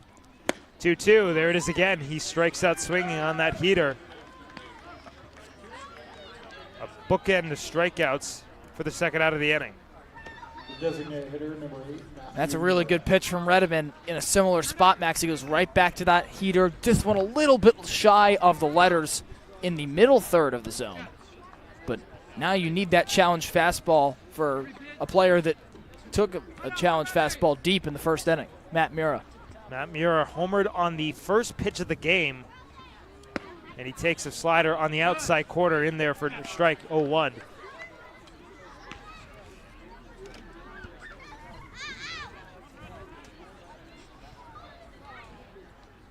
15 hits for the Harbor Hawks, 5 for the Firebirds, but 3 errors committed by Orleans. 0-1 to Mura, fastball catches the outer half. Matt did not quite agree with that call, but he falls behind 0-2. Struck out back in the 6th inning, but hits back in the 1st, 4th, and 7th inning. Long pause for Retterman on the hill. Now will come home. Mura gets a piece, rips it straight back to the screen. We'll do it again at 0-2. And this is what Mura does so well. He plate protects. Yes, he works walks. He takes pitches, not quite as well as Jackson Willits, but in that ballpark. But Mura might be the best plate protector on the team with his ability to stay alive. Behind 0-2 here. He's going to have to use it. And he grounds one sharply to first off the glove of O'Shaughnessy, but he recovers and brings it to the bag himself for the final out of the inning. Harbor Hawks going to try to close it out on top, 11-7. Here at the Mass State Lottery, we know there's no bigger win than the $1 billion we provide each year to support all 351 cities and towns in Massachusetts. Now that's how we all win. The Mass State Lottery. Welcome to the state of winning. This week we've been working a lot with doing play-by-plays, just doing behind-the-scenes stuff with sports broadcasting, which I never really realized how much went into it, but it's been really cool. They've grown a lot. I've never really done like a program like this before, so like seeing all the behind-the-scenes has like really grown. I've learned how to really just gain confidence in my play-by-play speaking, and I've learned more terms here when it comes to directing and producing. And I've just had a great time with John Rook. Doing the play-by-play stuff and all that, being with a guy like John Rook, understanding what the major kind of entails doing this camp, just really a preview for what you do here at Dean or any other college doing broadcasting. So I'm definitely more prepared to make this a job of mine. It's closing time here at Eldridge Park. Harbor Hawks looking to go 3-0 after an off day. on top of the Orleans Firebirds 11-7. What's been a marathon of a game. Max Schwartzberg, Graham Nash, Giovanni Collada here with you for the final 3 outs of this one, as Chandler Dorsey can look to continue his inning of work and shut the door on these Firebirds. And for the Firebirds, we mentioned earlier in that frame, Max, the top of the 9th, that with one swing of the bat, this game could change, because that's exactly what's happened for Orleans on 2 separate occasions tonight, with a 2-run shot from Sebastian Pisacreta in the 4th and a 3-run blast from pinch hitter Abri Covarrubias in the 6th. In any way they can get on, if Orleans is able to muster a few runners against Dorsey, maybe he gets replaced, who knows. But one swing of the bat can get Orleans firmly back in this. A 4-run deficit is not insurmountable in just 3 outs. And don't forget that the Firebirds are, in fact, in slam range. So it could be one swing of the bat, theoretically, as Elijah Ickes will lead off 0-for-2 with a walk back in the 3rd inning. But since then, he's grounded out twice, both to third baseman Ray Velasquez. Dorsey pitching out of the windup. His first pitch is skied a mile high on the infield in foul territory. Camacho going over by the dugout, but he's got no play. That one curls into the grass lawn.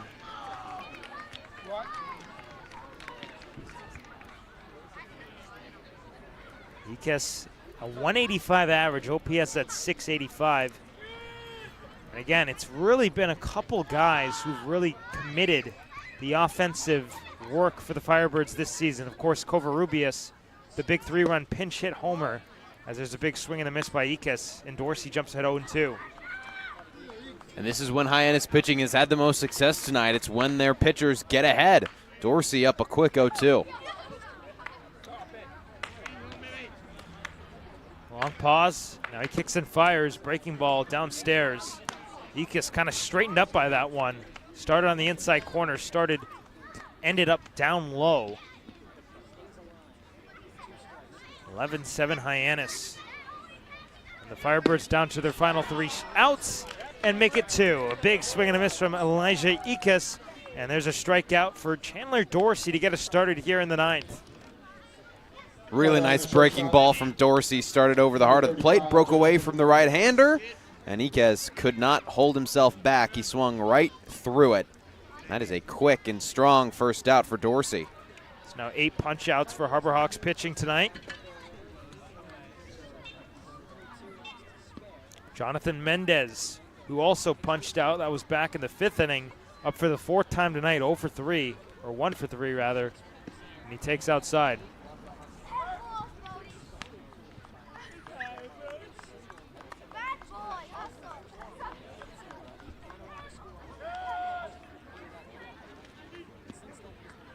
Mendez, a rising junior at UCSB, a gaucho. He was 0-for-4 last game against Wareham, and he rips one up the middle into center field on the ground. That's a base hit.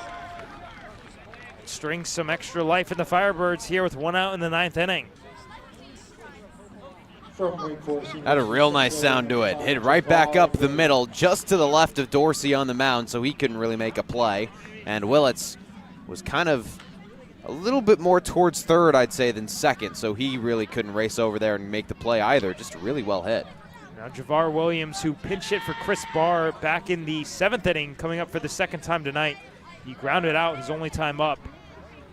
Shows to bunt and stabs at it and misses. There's a strike. A rising junior at Wake Forest. He is draft eligible so far in the summer. 267 average, OPS at 620. Last time out against Wareham, he went 1-for-3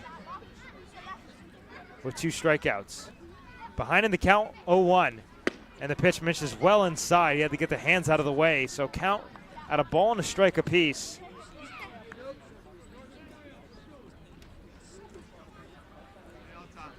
Out of Dartmouth, Massachusetts.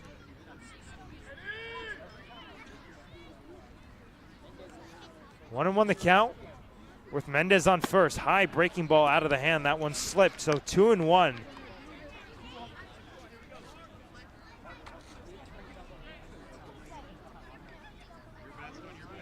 So far, Dorsey has pitched 2 1/3 in relief. Mitch Carricker asking for a save because it will be 3 innings should he go the final 3. 2 outs. Fastball hammered the other way to left field. On the run is Federico, and it is a foul ball. Just kicks to the left of that left field line. Williams clearly trying to send pitches the other way, especially those breaking balls that drift inside, as we saw a few of there out of the hand of Dorsey. It's a really difficult ball to hit, especially that way, Max. You almost have to slice it at it as a hitter and try to push it down the third base line. And he did a solid job there, just missed it by a couple of feet. Mendez takes his lead at first base. Dorsey takes a look back. And a 2-2 pitch coming up to Javar Williams. Righty comes home. And it is, did he go? No, he did not. Looked like a pretty good spot in the outside corner, but Stone Lawless immediately tried to appeal, so he didn't really stick a frame opportunity. Just like that, the count runs full. And you would not be surprised to see Jonathan Mendez run on this pitch.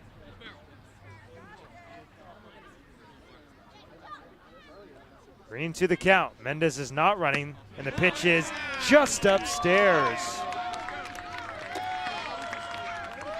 That's the 5th walk of the day issued by Hyannis pitching. And all of a sudden, it's getting a little bit more interesting. 11-7 Harbor Hawks, but 2 on and 1 away. Tying run is on deck. In the top of the order, in the second spot, Michael O'Shaughnessy.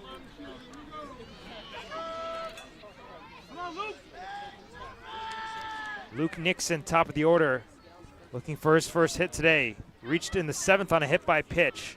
On his elbow guard, shows the bunt, pulls it back, takes a strike with the breaking ball from Dorsey. Well, this is exactly what the Firebirds were wanting. Get a couple of these guys in the bottom 3 to get on base so that the top of the order could get a 5th chance. They've struggled. Only 2 hits for the top 3. Both of them belong to O'Shaughnessy. 0-1 pitch. There's another breaking ball down low, but Lawless nodding his head in affirmation. He really liked what he saw from his hurler on the hill. Hyannis is out hitting Orleans 15-6 tonight. They sit with an 11-7 lead, and a 1-1 pitch coming up. Nixon has to get out of the way. Fastball running well inside.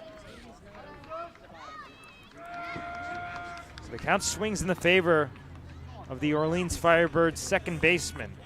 2 balls and 1 strike. Mendez on second, Javar Williams on first. This game could end with some 4-6-3. And a big swing at a fastball elevated, and Nixon chases. So deadlocked at 2 with 1 out in the inning.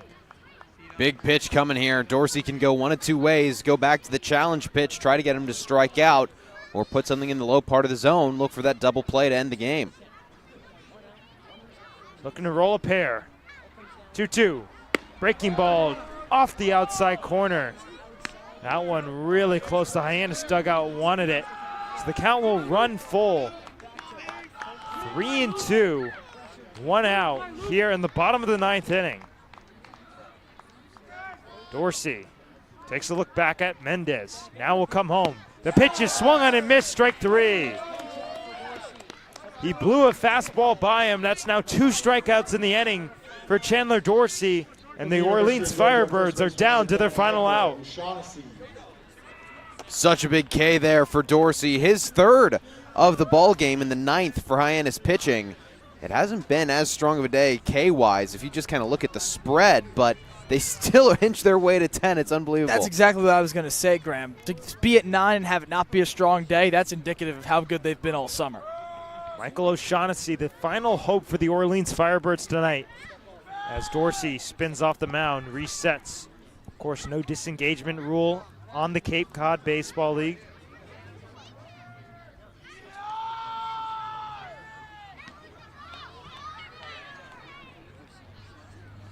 Long pause, now he comes home, fastball up and in, 1-0.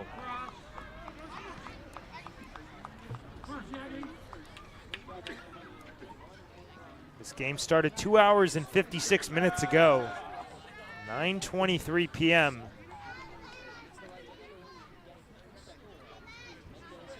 Dorsey, look back at Mendez. Now the 1-0, that comes up and in and hits him.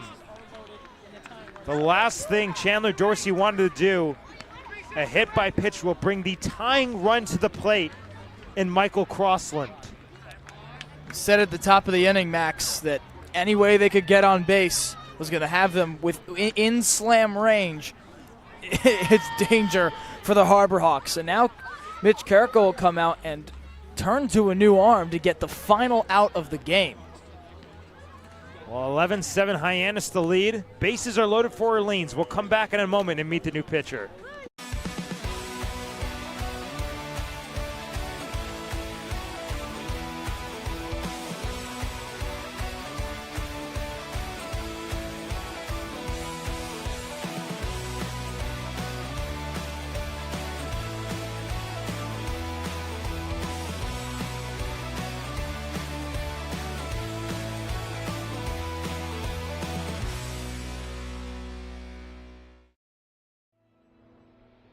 Your future begins at Dean College. Make a difference. Leave your mark. Break the mold. Be a leader. Achieve unimagined heights. Believe in yourself. Make lifelong friends. This is your time. Your place. Your home. Your Dean. It all starts here at Dean College.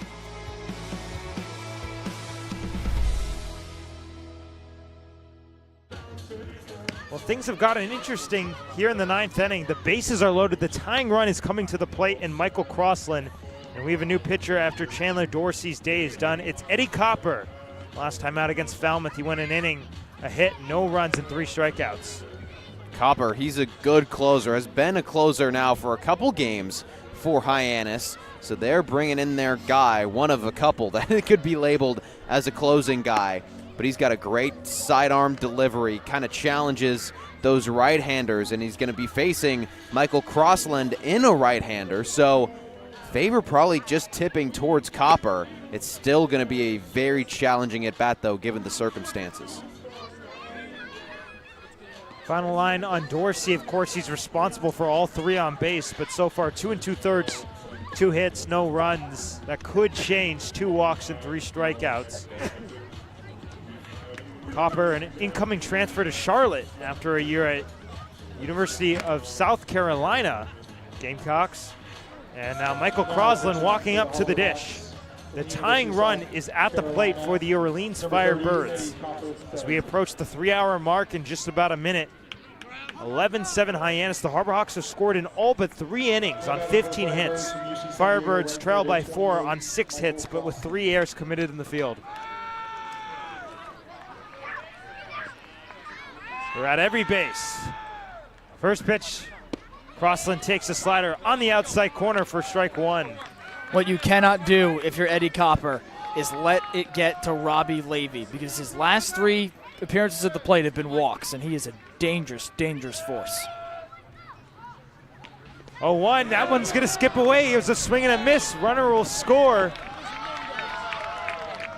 Mendez comes in. Both runners advance. Williams to third, O'Shaughnessy to second, but the Harbor Hawks an out and strike away, but an 11-8 lead. It's shrinking even more. This is what's plagued Hyannis all night. You make one mistake, like a hit by pitch, you get the single from Mendez, a walk to Javar Williams. Now it's starting to snowball. Heading in the count 0-2. Copper to Crossland. Pitches downstairs, Lawless up like a cat. Picks it on the backhand. A ball and 2 strikes. Tying run is at the plate.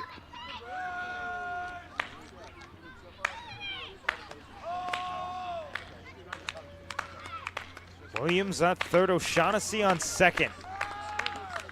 First base is open as Copper steps off the mound.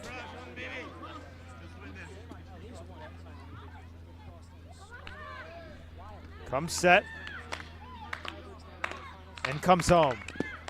Check to swing downstairs. Nice stop by Lawless. They appealed to first base, and Federico de Jesus says he did not go. Count goes to 2-2. A game-saving stop by Lawless, because if that gets to the backstop, you have the man from third in Javar Williams coming home, likely for a 9th run.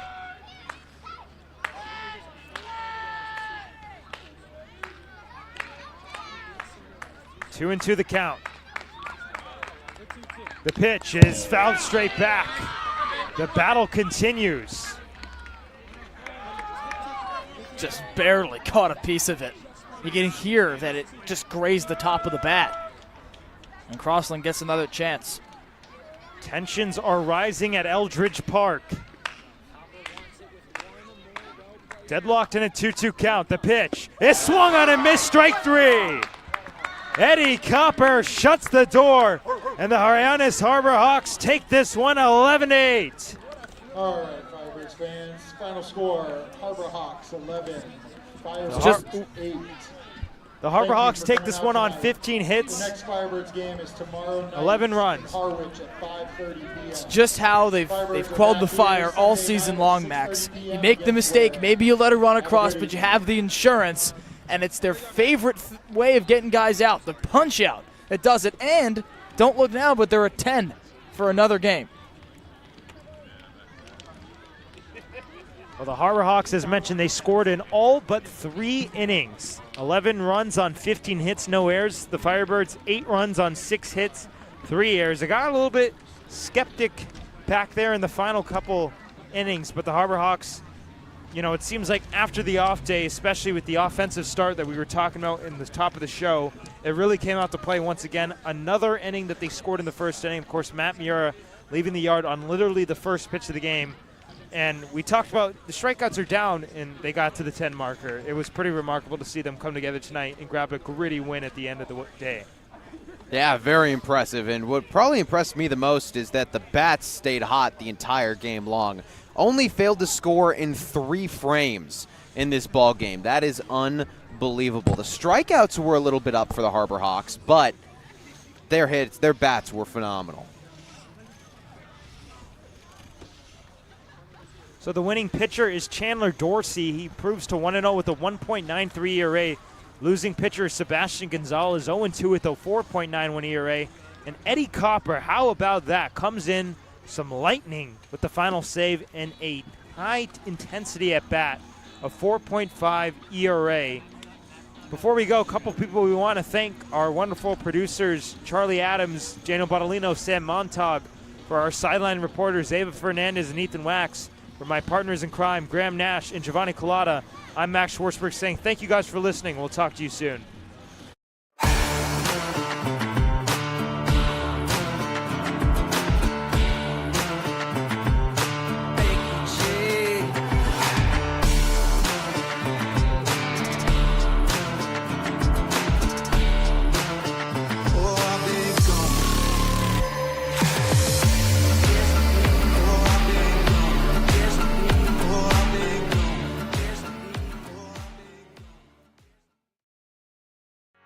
Here at the Mass State Lottery, we're known for our monster wins.